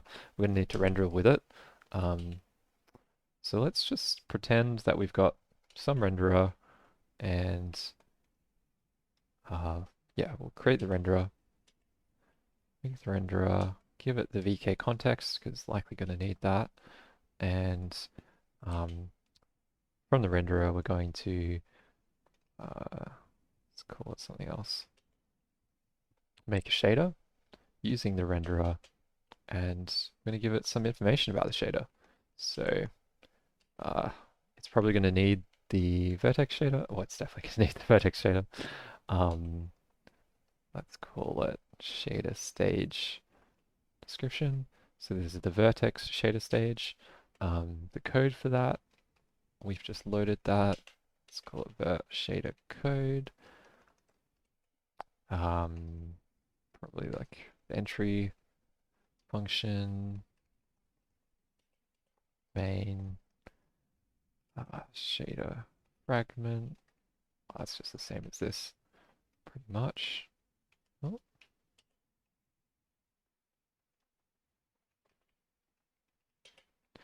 So here we're going to load the frag shader code. So we're just going to tell the renderer about our shader, and it's going to create or pretend to create a shader for us. And for this shader, we don't need any bind groups. We're just going to hard code some vertices. So we don't need to describe anything to it. Let's just get rid of this actually. Add that later. But we will need like a pipeline. So in Vulkan, there's like a sort of, there are a few concepts we're going to go over, like going to hit, but a swap chain has a frame buffer, and then the frame buffer, we use the frame buffer to create a render pass, or the other way around, but whatever. There's a render pass, and then we have to describe some aspects of that render pass, like the clear color, like what color we're going to clear the screen to before we start rendering.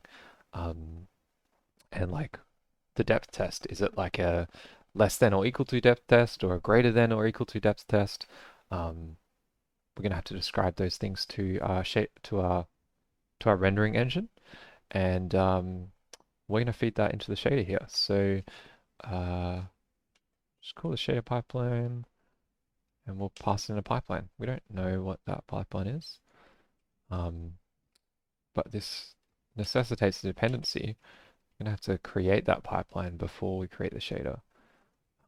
These pipelines can be shared across shaders, so we might always clear the screen the same color and use the same depth test, etc., etc., across all of our shaders. So we might be able to share them. It's going to look very much the same. What's some information about the pipeline that we might need? Let's have a look. Well, we know you're probably going to need some sort of information about the depth test. So pipeline depth test. We'll just we're not looking to like abstract Vulkan here. We're not making a general purpose rendering engine. We're just creating a Vulkan rendering engine. So we're not going to waste any time abstracting because we don't need to. Now, usually we have some way of describing the vertices. In this case, we've hard-coded the vertices, but we'll make sure to include that for later. And we'll need to describe how the render pass lays out its color attachments. So render pass can have many color attachments attached to it. So like you might have a texture for rendering the depth to. You might have a texture for rendering the color to. You might have a texture for rendering the world position of the fragments to. So you can do some lighting in one of the shaders. And so we need some way of describing for this render pass, like what attachments should we create? Should the renderer create on our behalf? So let's just call that a render pass layout.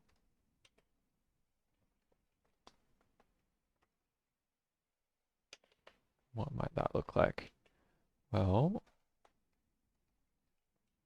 it'll have some attachments.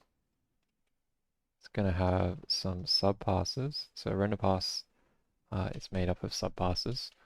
In this case, probably going to we're only going to have one subpass. And because I can't really be bothered thinking about a way to, at least right now, I'm not sure about a good way to abstract subpass dependencies. I'm just going to expose that to the user. And it's better to make no abstraction than a bad one, in my opinion. So we're going to expose to the user subpass dependencies, which are quite complicated in Vulkan, and leave it up to them to figure that out. So keep that empty for now. Yep. So initialize our renderer. We've made a pipeline, made a shader, and that should really be enough for our example of just hard coding vertices in a shader and rendering them. So I imagine, I'm not sure how this will work, but we'll probably,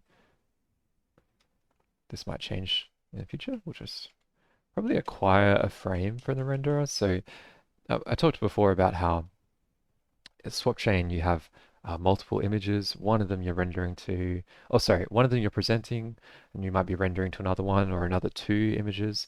They're getting ready for it to be presented next. So we're just going to acquire one of those to render to. And we might get rid of this in the future. Let's say that we get a frame, because maybe we can abstract this. The user probably doesn't need to worry about this. And then for that frame, we're going to draw something. So we need some way of specifying what shader we're going to draw with. So let's do that. What else do we need? Probably like a vertex offset. I think that's part of a draw. Draw instance offset. Draw instance count. So we're just going to draw one instance. Draw vertex count. I'm just kind of stealing this from this presentation here. Can see that they've got this draw structure, they've got a shader, we've got a bunch of stuff that we're not using right now, but vertex offset, instance count, triangle count, they're important. So um,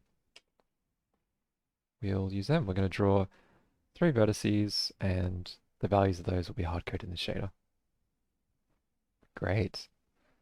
So this should be enough of like, none of this is implemented, but this is enough of like a high-level description for rendering a triangle to the screen. So let's create a new file, and we'll call it like render. Oh, actually, before we get onto that, let's commit the work that we did on the window and the Vulkan context. Just make sure that these sort of people can follow along with these commits. So before we get too far ahead of ourselves, I'm just going to commit part of this. Great. I'll do. So we had our initial commit and create window and Vulkan context.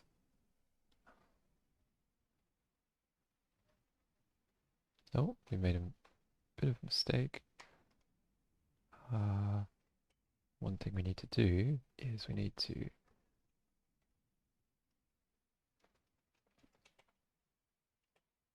make sure that we add all of the files to our project. Otherwise we might have trouble compiling. So yeah, we got our Vulkan context, got a triangle example, we've got our 2 window files. Excellent. All right.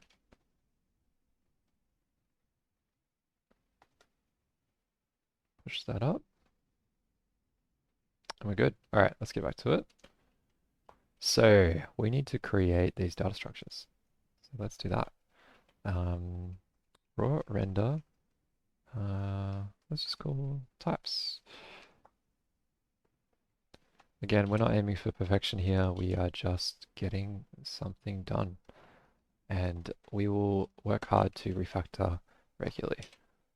So start with a pipeline. Data pipeline info equals. I'll just copy this structure over. Pipeline death test, and it's a VK compare op. Vertex input. Don't know what that's going to look like now, so we'll just create like an empty list of units. Oh, we'll create just say the type is a list of units. And this pipeline render pass layout, it's a little bit interesting.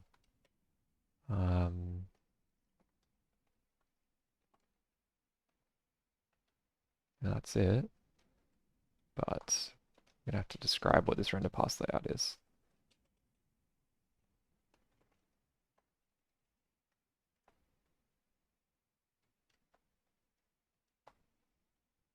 It's got attachments.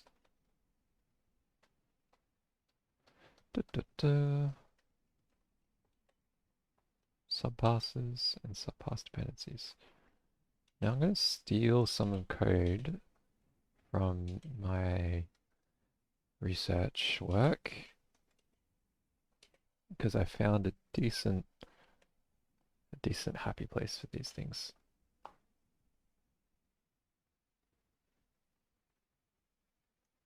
So we're going to have 2 types of it. We're going to have a list of attachments, and we're going to call this attachment info. And we're going to have 2 types of attachment info. So we're going to have a swapchain attachment, which has some sort of description, and we're going to have an image attachment. Now, the image attachment is for like user-created render targets. At the moment, we just got a swapchain. But in the future, we're going to have user-created render targets. I'm just going to leave that commented out because we don't need it right now. And attachment description.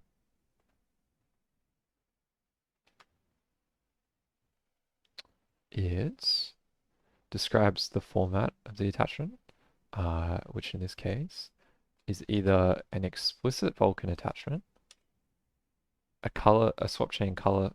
So the format is either like a user specified format or it just matches the color format of the swap chain or the depth format of the swap chain.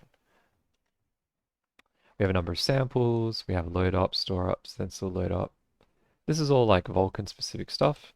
Again, we're not trying to abstract Vulkan at this point, so we're just going to give users control. So that's good. We've got our attachment info. Now, in terms of subpasses, we are just going to expose the underlying Vulkan types. This gives the user maximum expressibility and minimum convenience. But we'll work on that. It's good for now. Pipeline info. Let's create our next part, the shader stage description.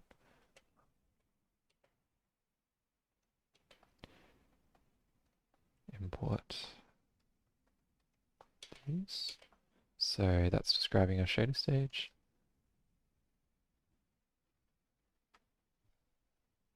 And our shader info. Got a vertex shader, a fragment shader, got some bind groups, but we're not using those at the moment. And we've got a pipeline. At the moment, we only have a pipeline info, not a pipeline. So let's create a pipeline data type. Give it no constructors. Let's create a shader. No constructors either. And then we just need our draw. So let's grab that. Got a shader, vertex offset, excuse me, instance offset, instance count, vertex count. That's word 32. Import that. All right. So let's jump over to our Cabal file and make sure to import this. Render.types. And we'll, oh, we're frozen for a minute.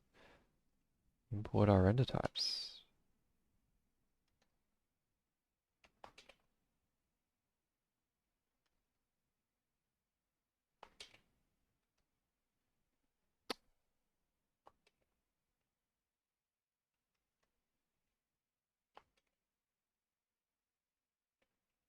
Okay, great.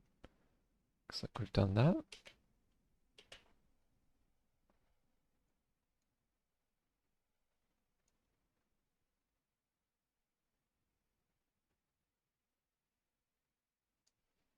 Cool.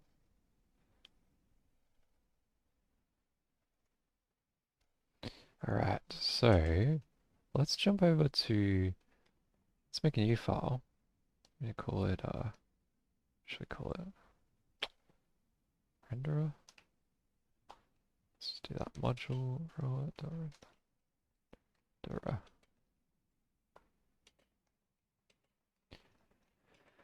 So this is a thing. It's gonna take our UK context, and it's gonna, oh, it's probably gonna be a monad resource. It's gonna produce a renderer for us. And we don't know how that's gonna work right now, but we'll just, we'll get there. So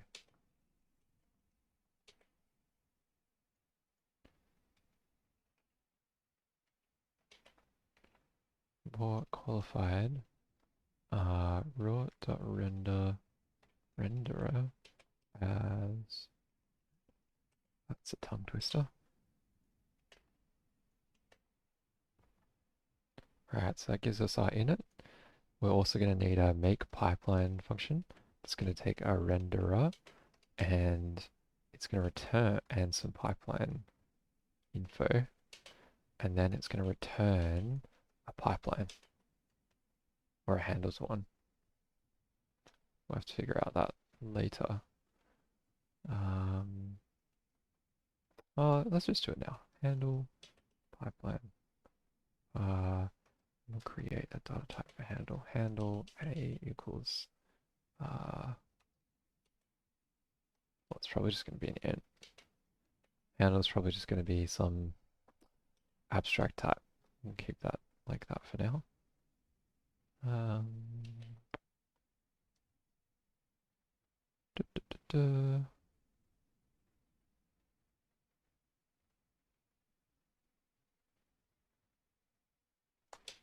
Should import the right things. And let's be explicit about what we're exporting here. So we can export the renderer, but we're not going to give access to any constructors. The only way to make a renderer is via init, make pipeline, and make shader.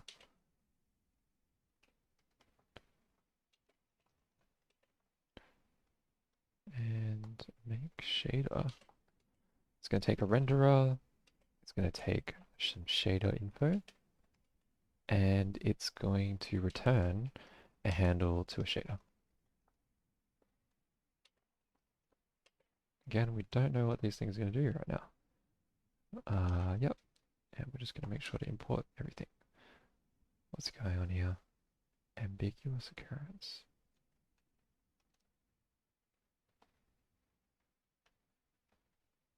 It's a bit weird. Just go create then.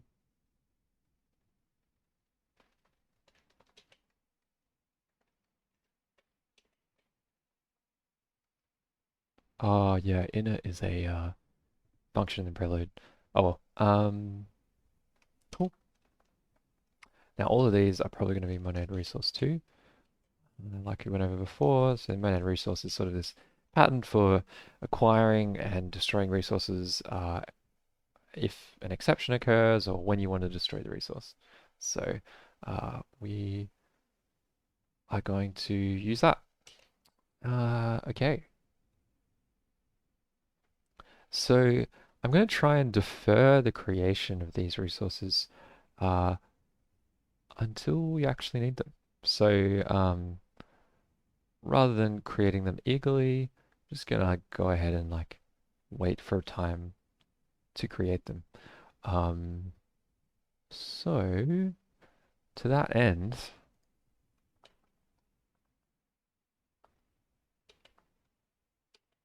sort of just deferring commitment is what I'm doing. So I'm just waiting for a point where I have the most. I'm waiting for that last possible minute for me to make the decision. So at that point, I have the most possible information. And if we find that actually it just makes more sense to create these things on demand, then we'll do that. So we're just gonna we're gonna put the structures that the user has asked us to create into like a list. And this tvar here, it's just a thread safe variable. So this can be accessed from multiple threads safely. And that's just something we're going to use because we want to keep our renderer thread safe, and we want this sort of pattern where the user is just interacting with this like renderer object and the renderer is kind of changing beneath the scenes. We don't want to have to ask the user, we don't want to have to return a new renderer to the user and get them to feed the state through. We're just going to like keep things sort of simple for now and just have a mutable variable that changes over time.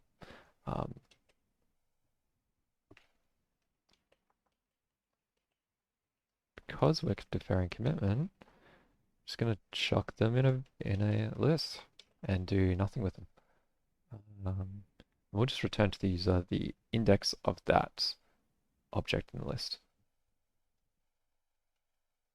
And this is somewhat inspired by like the frame graph or render graph sort of things that you see where the user describes like a the entire graphics chain using some plain old data structures, and then the renderer can like decide, oh, you don't actually use that resource, so I'm not going to create it.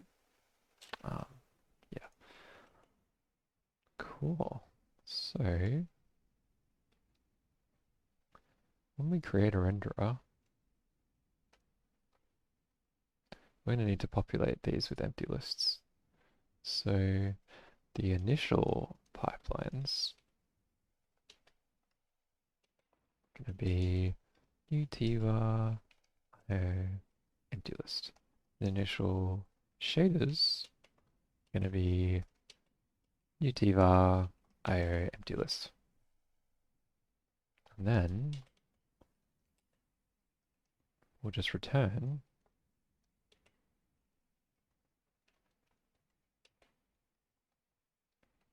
those initial lists. So I'm going to need to import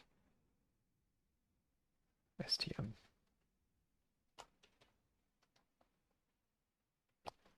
class and it's called a renderer and initial pipelines. What's happening here?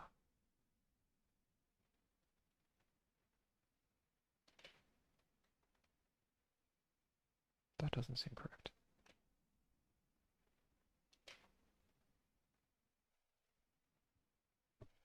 Ah, we're ignoring the context at the moment, but we need to bind that.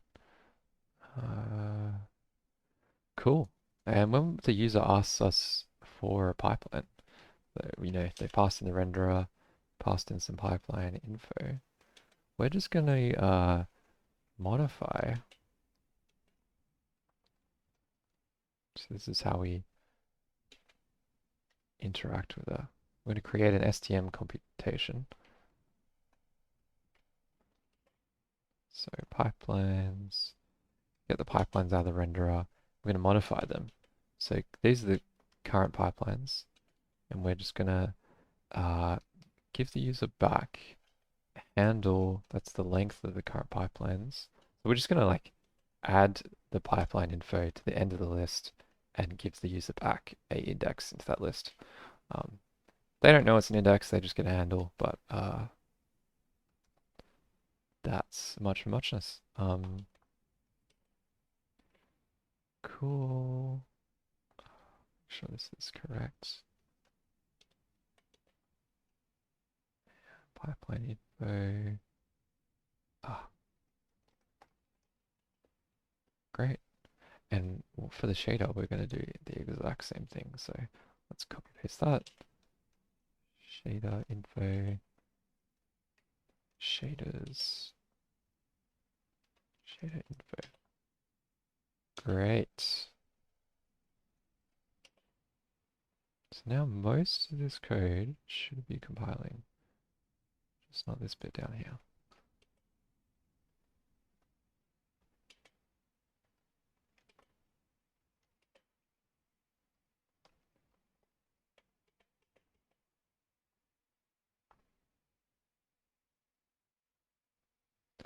What's going on here? Oh, yeah.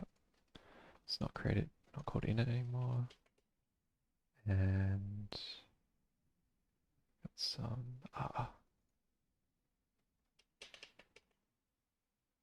okay. And in the types, rather than this being a pipeline, we'll make it a handle to a pipeline. Oh, that's going to have to exist over here.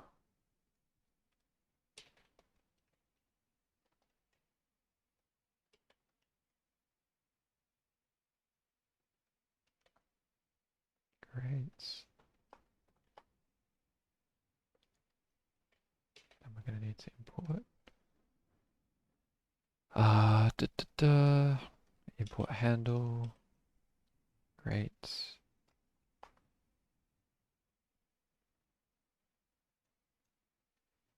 Handle and the constructor.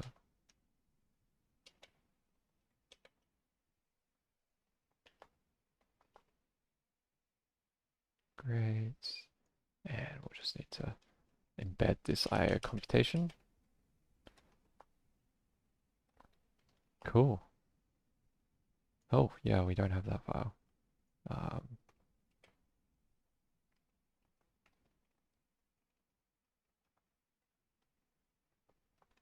Let that shader code equal empty.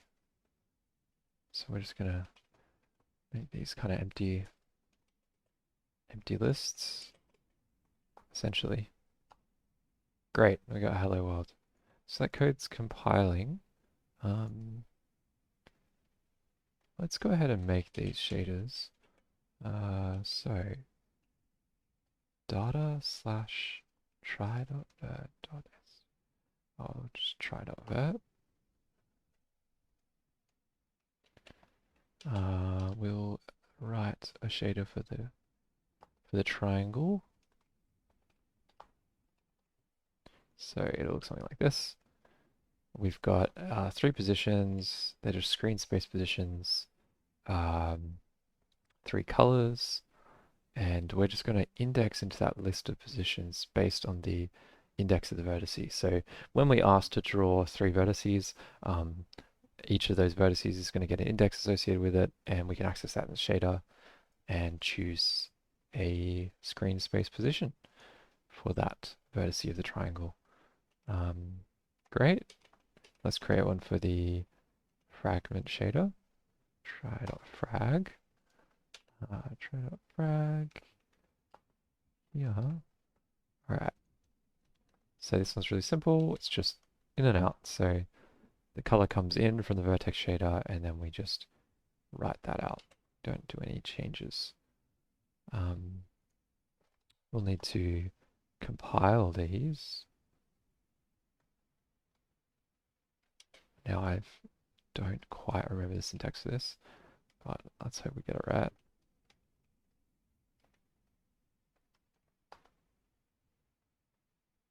Oh, no, that's not it. I think we have to do. There we go.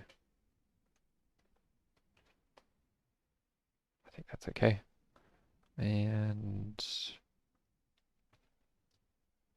try.frag. That should be alright. So now we should be good to go ahead and compile this. Yep, that works. Well, we'll find out if it works later, but it's compiling, running. Great. So now we should try and actually implement this. So we're going to need to create a swap chain. When we start the renderer up, we should probably create the swap chain there. So what is that going to look like? Let's pretend that we have something called swap chain. Swap chain. And this is going to be pretty involved. So let's create a new module for this, swapchain.hs module raw.render.swapchain. Alright, data swapchain. Oh, actually, let's try and keep these commits relatively small. We'll just that will commit what we've got so far. Yep.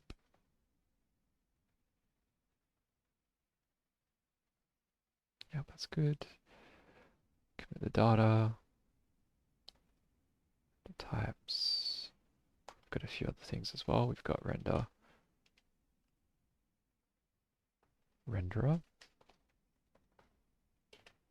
Excuse the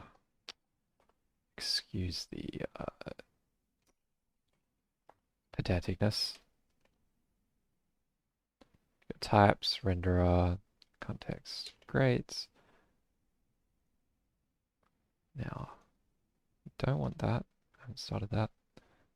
And in the renderer, We don't want this. Oh, I can't do that with a new file. Okay.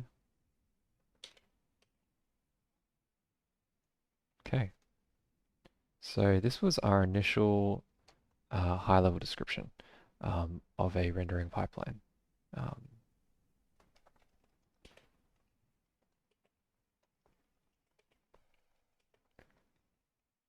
so let's make that commit.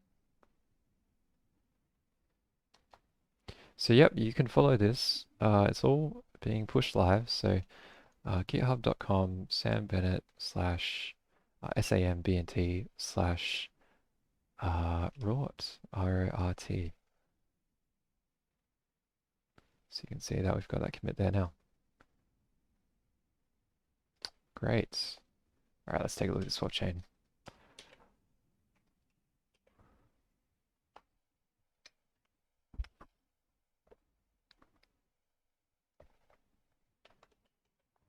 Now, excuse me, let me just refer to my notes.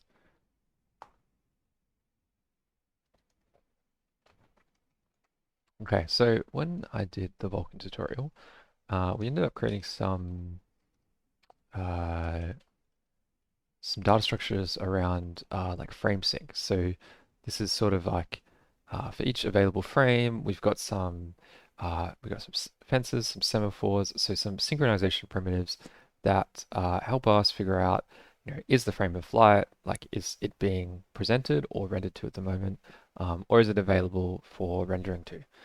So that's a useful data structure. We'll start there.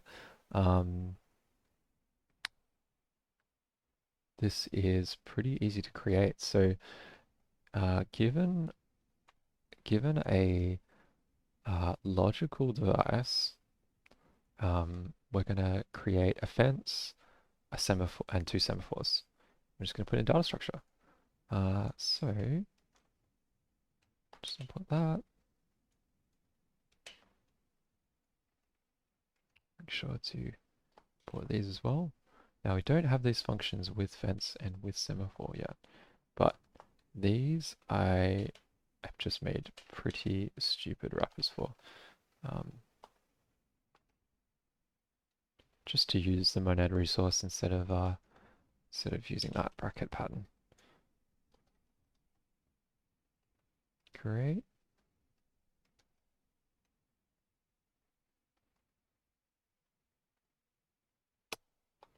Oh.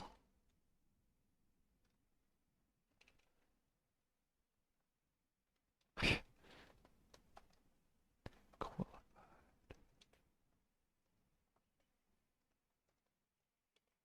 Great, great. Cool. So we've gone ahead and created those. It's real. It's there's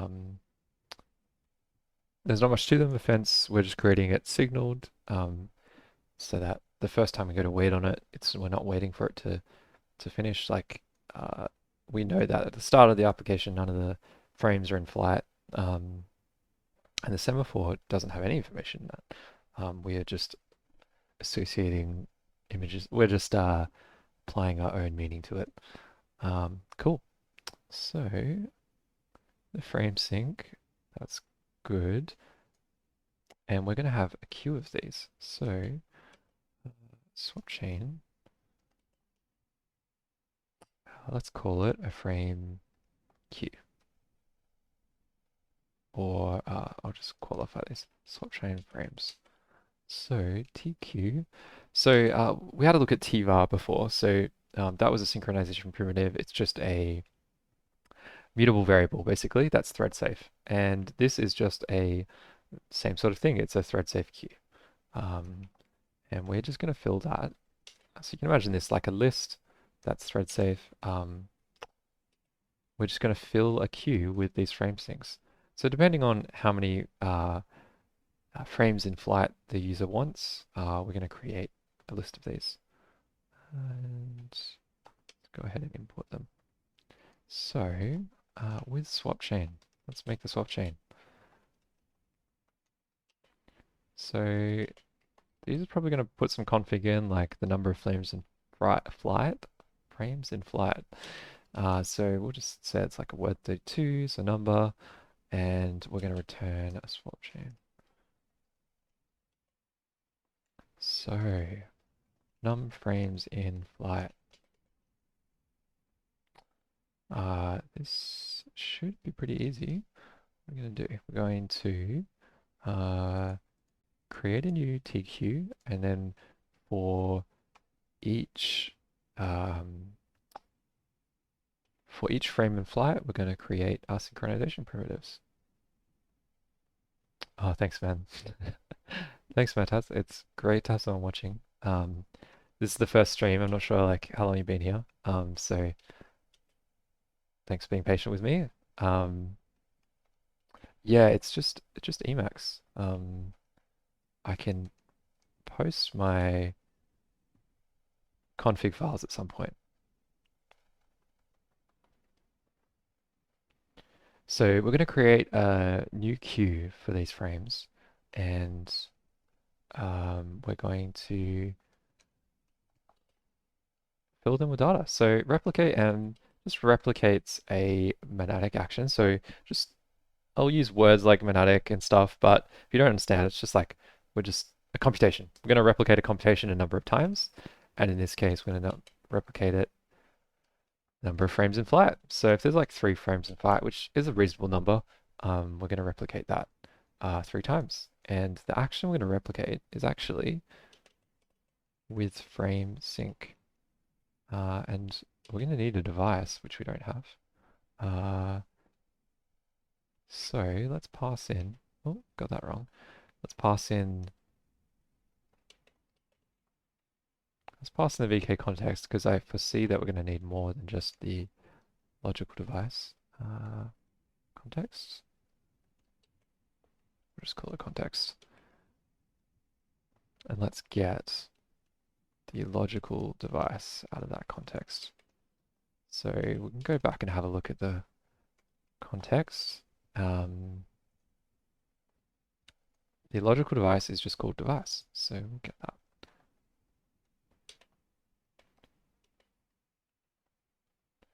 Great.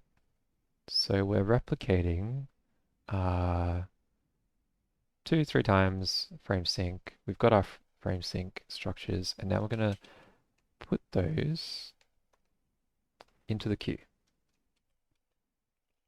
So for each frame in flight data, going to write to the TQ. The queue is frames queue. Ugh. Everything's a bit of a tongue twister.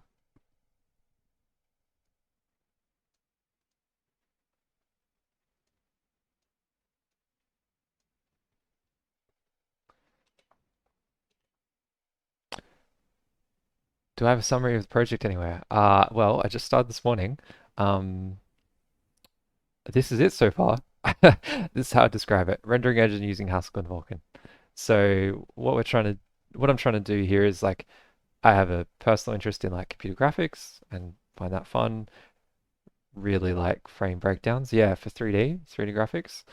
Um, so I really enjoy kind of like frame breakdowns, which kind of analyze like, given this game, like how are the frames rendered. And so for my own interest, I wanted to kind of find like a sort of way to describe those kind of breakdowns, like a high level way of describing a render pass and just running that on the graphics card. So I have an interest in computer graphics, have an interest in Haskell. I think Haskell gives us some interesting ways of expressing ourselves. So wanted to find the kind of intersection of that where, uh, we've got a cool Vulkan rendering engine, but then we've got a nice high level way of describing how we interact with that engine. Um, that's sort of the plan. Um, I've just done some research and development kind of up to this point, and then just thought, let's give it a go, stream the rest. So yeah, what's your interest in Haskell and Vulkan?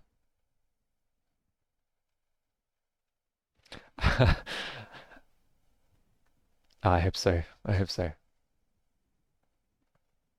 We're going pretty like pretty face first into it, so hopefully I don't discourage you too much. Oh yeah, cool, cool.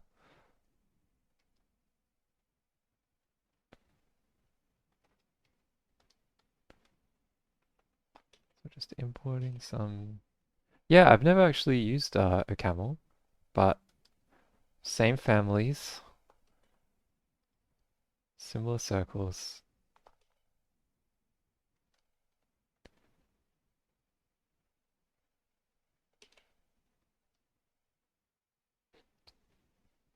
Right.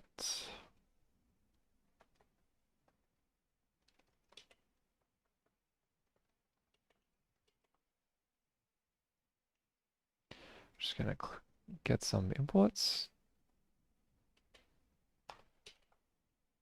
You can see me do this a lot. Uh, Never the most fun part of a project.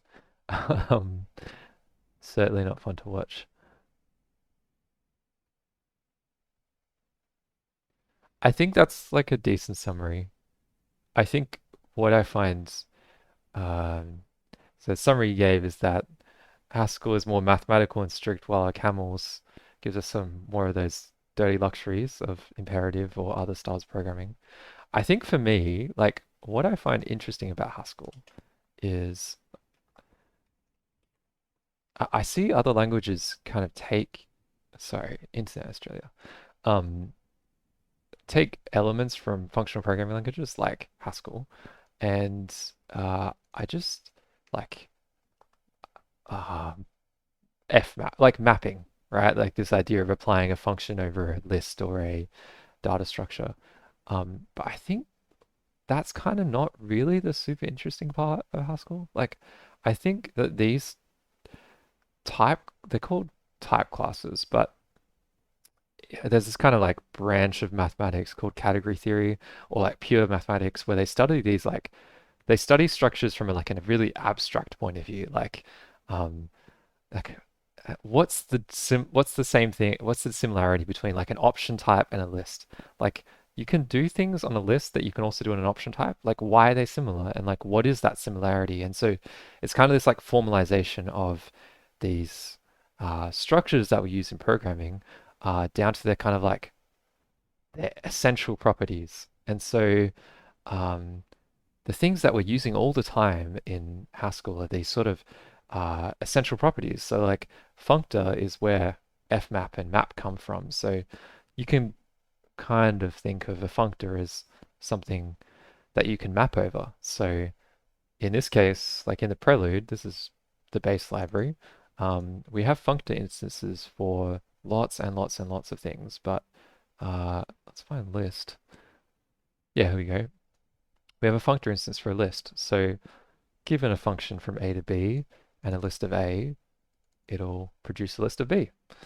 But we also have a functor for the optional type, which is maybe. So given a function from A to B and a maybe data type, it'll produce a maybe data type of a different of the result type. Sorry, I didn't explain that very well.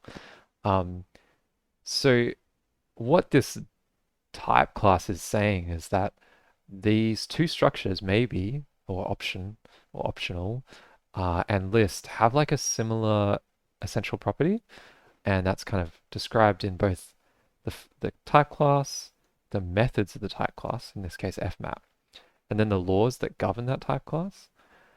And so there's like these hosts of like type classes like functor, replicative monad, and others that kind of formed the real like bones of Haskell.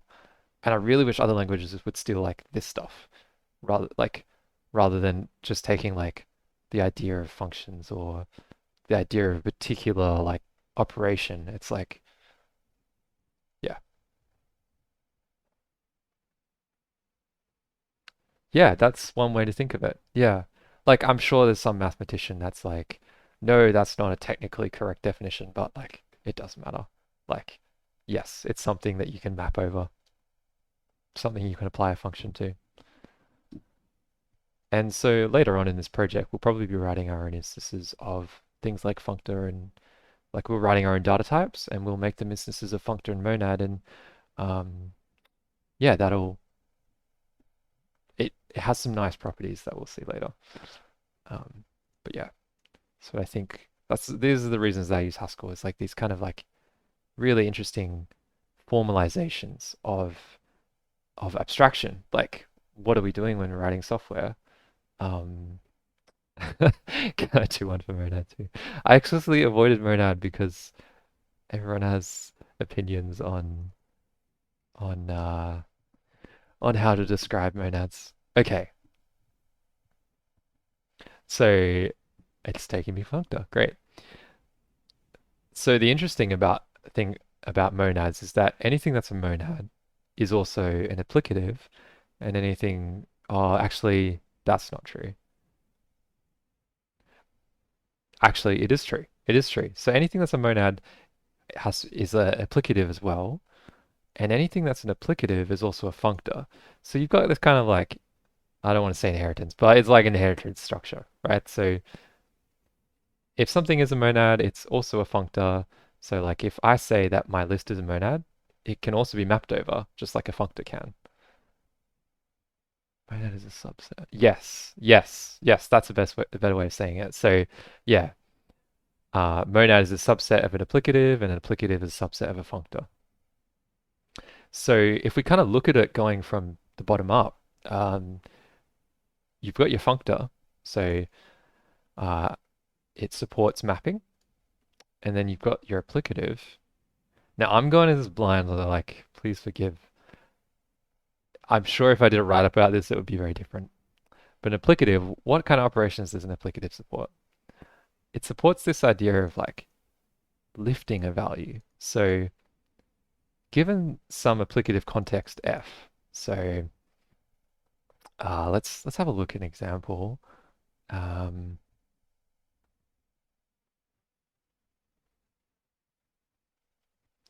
let's open up. Let's open up. No, it's the opposite. Lifting is like a wrapping instead of unwrapping. Well, unwrapping kind of starts to happen in the monad. So if I open up a little REPL here,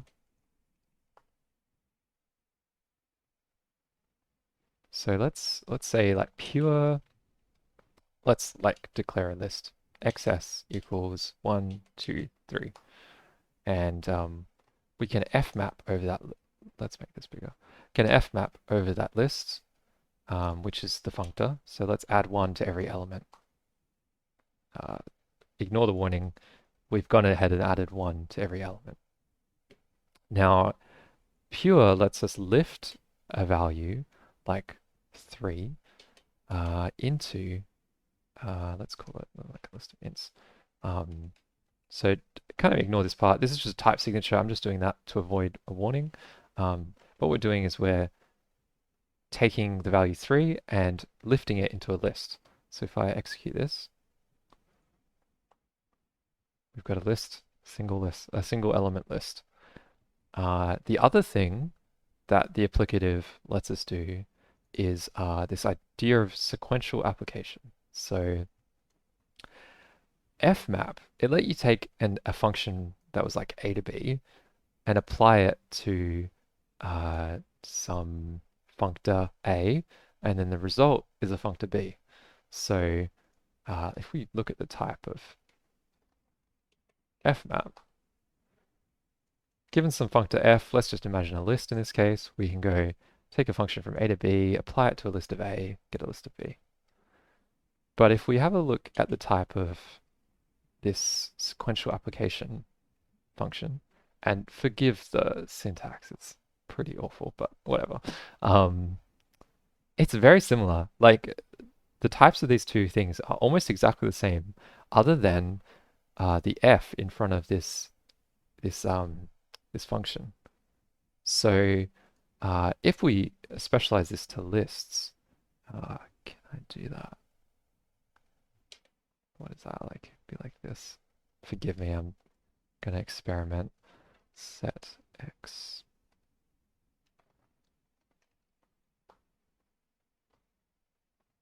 No, that's not gonna work for me.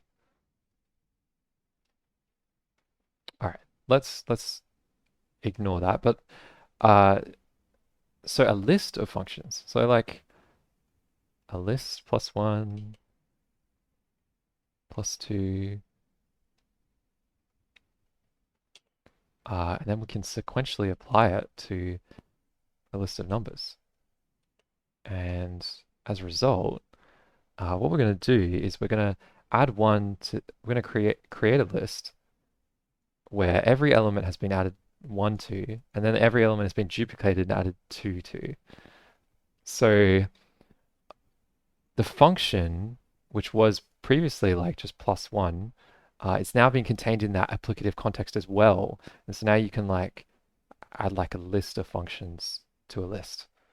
I'm not explaining this the best, but essentially we've kind of got a little bit more power. Yeah, the thing about this stuff is like you might see a few examples and you'll see a few different examples and you see a few different examples and you start to kind of build up an intuition for how this stuff works. It's almost more important just to show like the kind of way that it does work rather than do I have a good example of that? Yeah, okay. So we can do something like this. So what this does is it's going to use the fmap. So this is like syntactic sugar for fmap. It's just a different operator. So we're gonna we're going to apply this function, which takes 2 arguments to this element in the list, or to this whole list, but there's only 1 element. And that's going to give us a function +1. And then we're going to apply that function that's now inside of a list to 2. And so it's going to be like 1 + 2. And so we're going to get 3. Now, it's not the best explanation. So it's my understanding of applicative is a little bit more like vague. And yes, the monad lets us take something like in a list, like a number.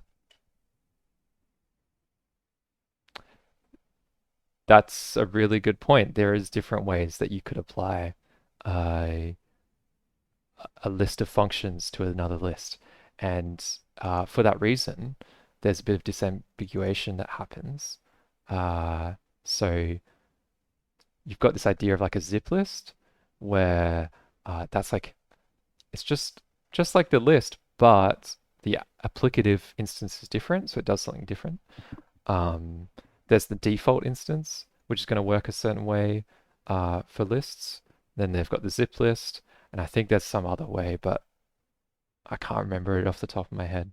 But you're so right. There is, for a particular structure, there might be different ways of applying um, that kind of structure, a function in that structure to other structures. And usually that's disambiguated with just different types. Yeah. And then for monad, let's try this. So we've got this type signature here, which is like some context. In this case, they're using M instead of F, but it really doesn't make a difference. Got some element in a context, M. We're going to have a function that kind of unwraps that element and then applies something to it that puts it back into that monadic context. So it's like you're allowed to like extract the element out, but then you have to put it back into a monadic context. And then that's kind of a result. So let's see if we can think of an example here. So we've got this function and like we know we've got the inside element here. Let's just call it A.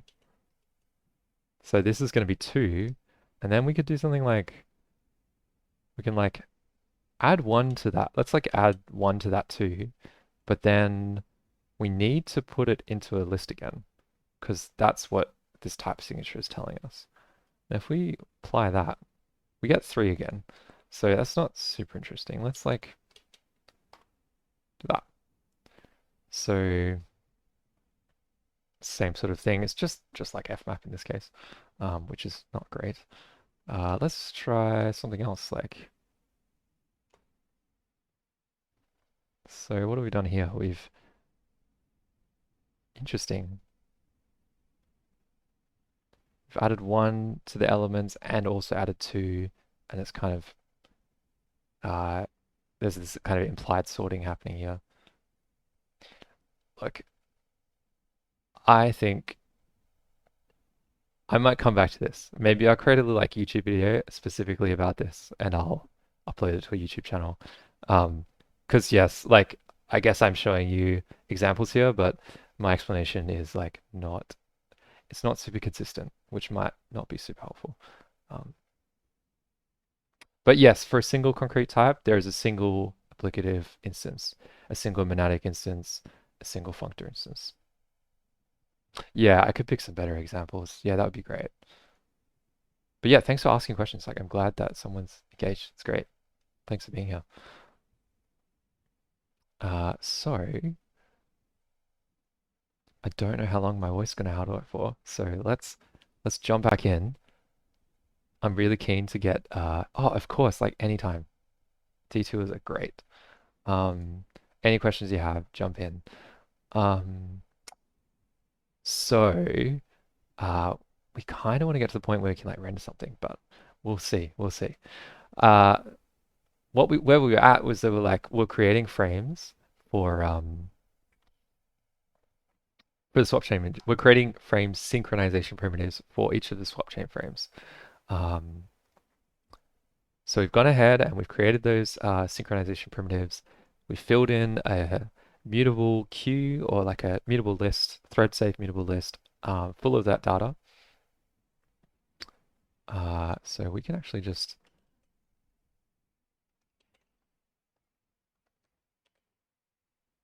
return that swap chain. Now that's not enough. That's just the synchronization primitives for the frames. Now, as for actually creating a swap chain, that is relatively involved. So, a VK swap chain, we'll just have a little explore. So a VK swap chain, let's just preface all this.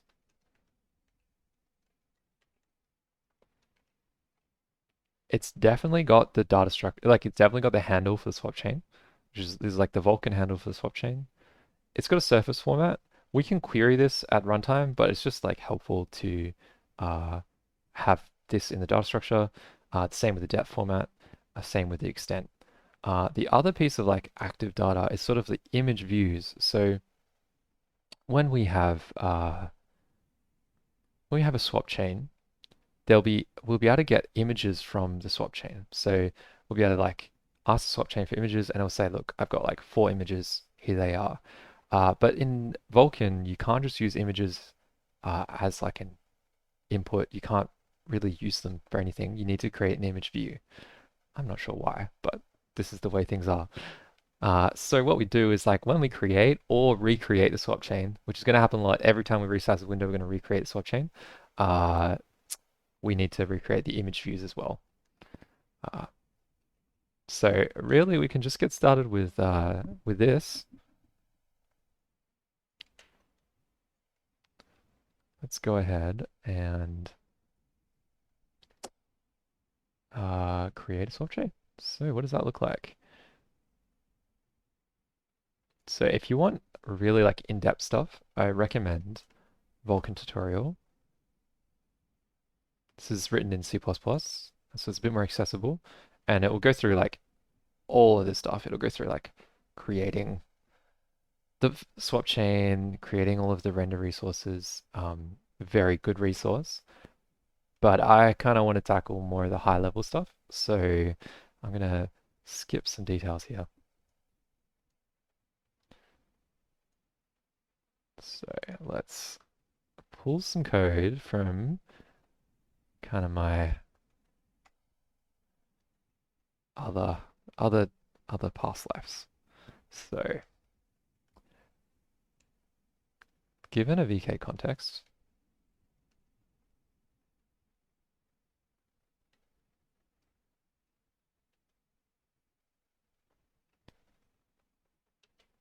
And this is what a graphics queue family index. So these are the queues that we will submit work on, and a presentation family index. And oh, done something wrong here. With oh.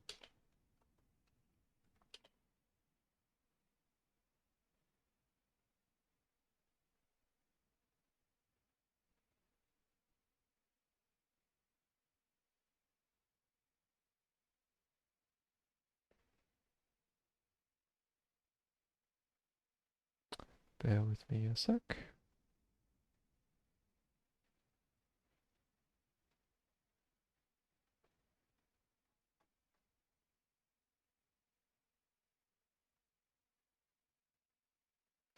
Da, da, da, da.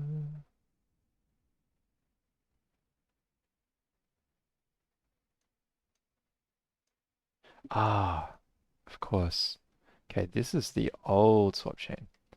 So as an efficiency measure, you can create a swap chain. If you resize the window, you need to recreate the swap chain. You can create a swap chain from the previous swap chain, and that can reuse some of the resources. So got that here, old swap chain. Let's give it VK context. I'll just call it context.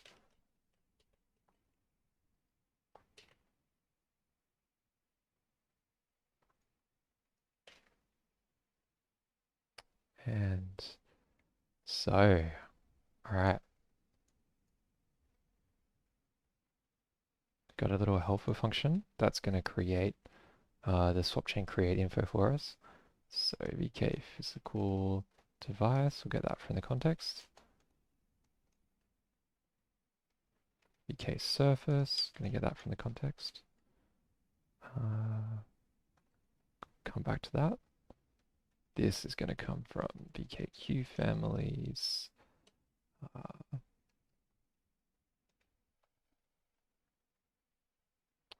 And then the graphics Q families. And we're just going to choose the first one.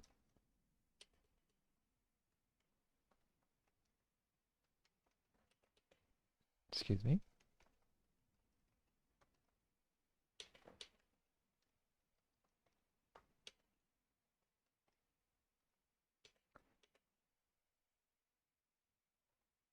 So swap chain create info, I'm going to find an appropriate depth format for the physical device.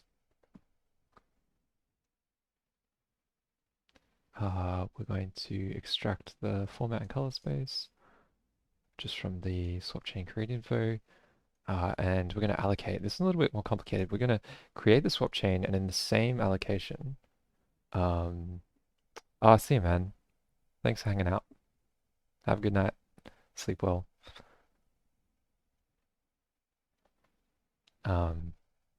Thanks, man. So we've got the swap chain images. Yes, we're going to create the swap chain. We're going to get some swap chain images out of it, and then we're going to create image views. All as part of one allocation action. And when we go to free this, we're going to wait for the device to be idle, so that if we get if we resize the window and that kind of happens like mid-frame, we're going to wait till we stop submitting work so that we're not submitting work to like this kind of strange in-between state. And then when we do that and like the previous render frame has finished, then we're going to destroy the image views associated with that old swap chain. Destroy that swap chain, create a new one. So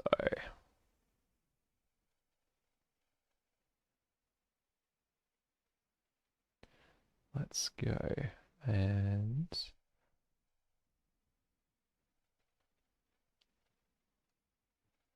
create this function to create the swap chain create info.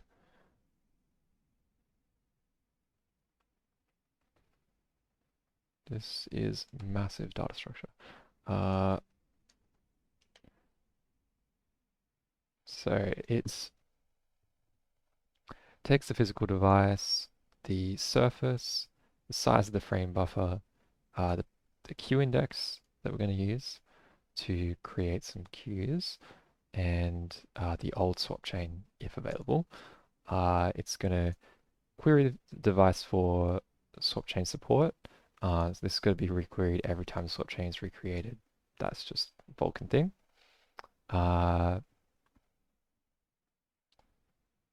We're going to figure out what color formats the swap chain supports, and we're just going to choose one. We're going to choose the best one we can. A lot of this code is from the Vulkan tutorial, so I recommend looking at that for more details. We're going to choose a present mode. We're going to choose a swap chain extent. We're going to figure out like what is the maximum amount of images that we can use in the swap chain. I'm going to try and use as many as possible. We're going to figure out, so if the graphics queue and the present queue are the same queue, basically, we have to set certain settings differently. So in this case, we've got to tell the swap chain that the image, it's going to have to share the images between those queues if they're different queues. And if they're the same queues, we're going to say, oh, look, your images, they're exclusive to your queue because we only have one queue. So yes, that's how we create the swap chain images. Now let's make sure that we've added this to our cabal file.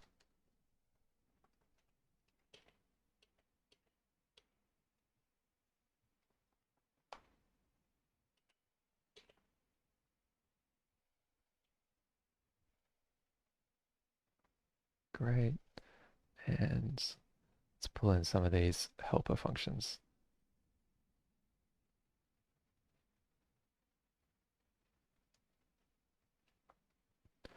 Blah, blah.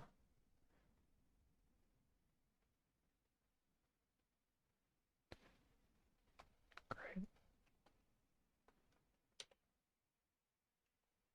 Let's have a look at, see if this compiles.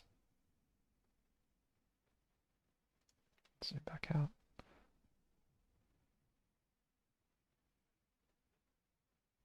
Multiple function. Yes.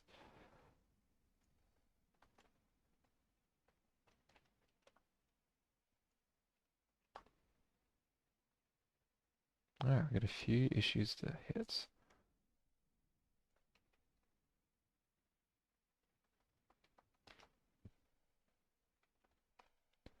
Going to import some things.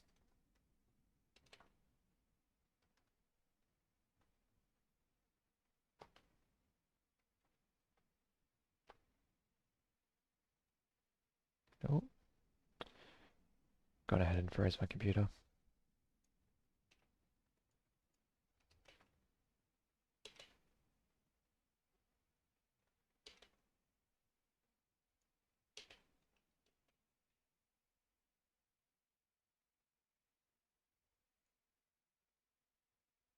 Alright.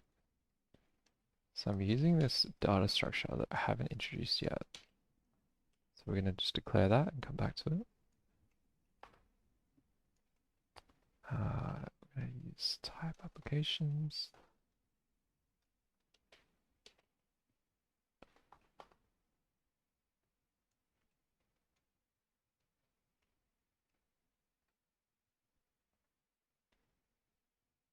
Swapchain. Use.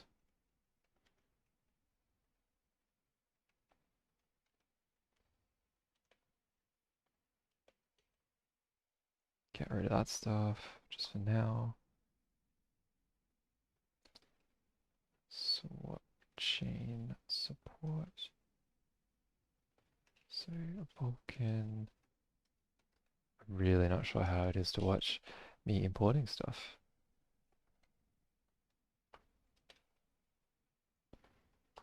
It's good fun.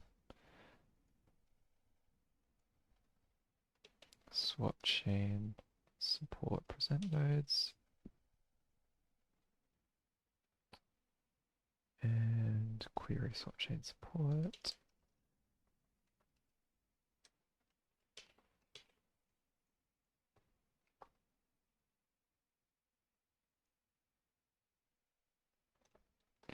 Swapchain support formats.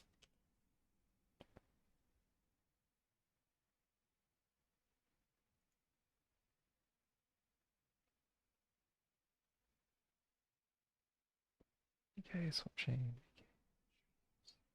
Yes, it does.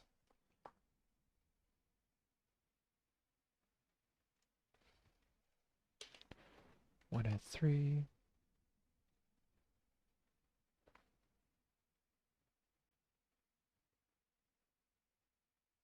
Ah,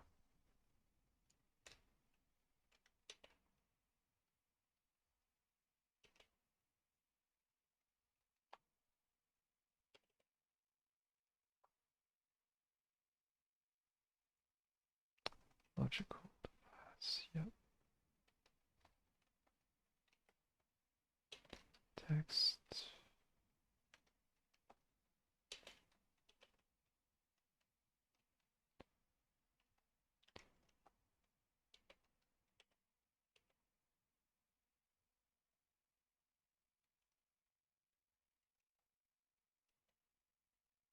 Oh,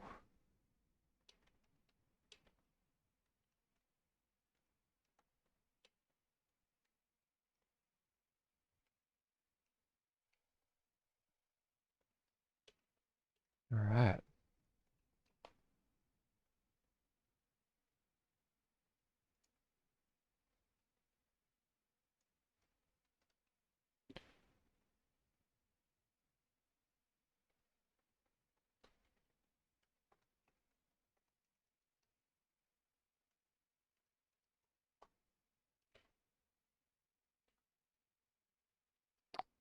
Blah, blah.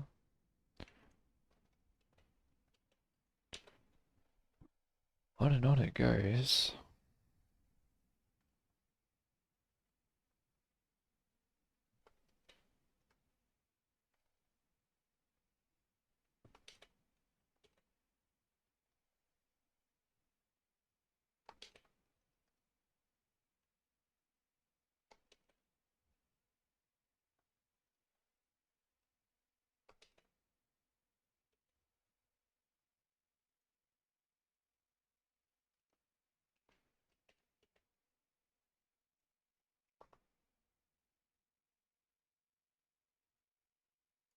All right.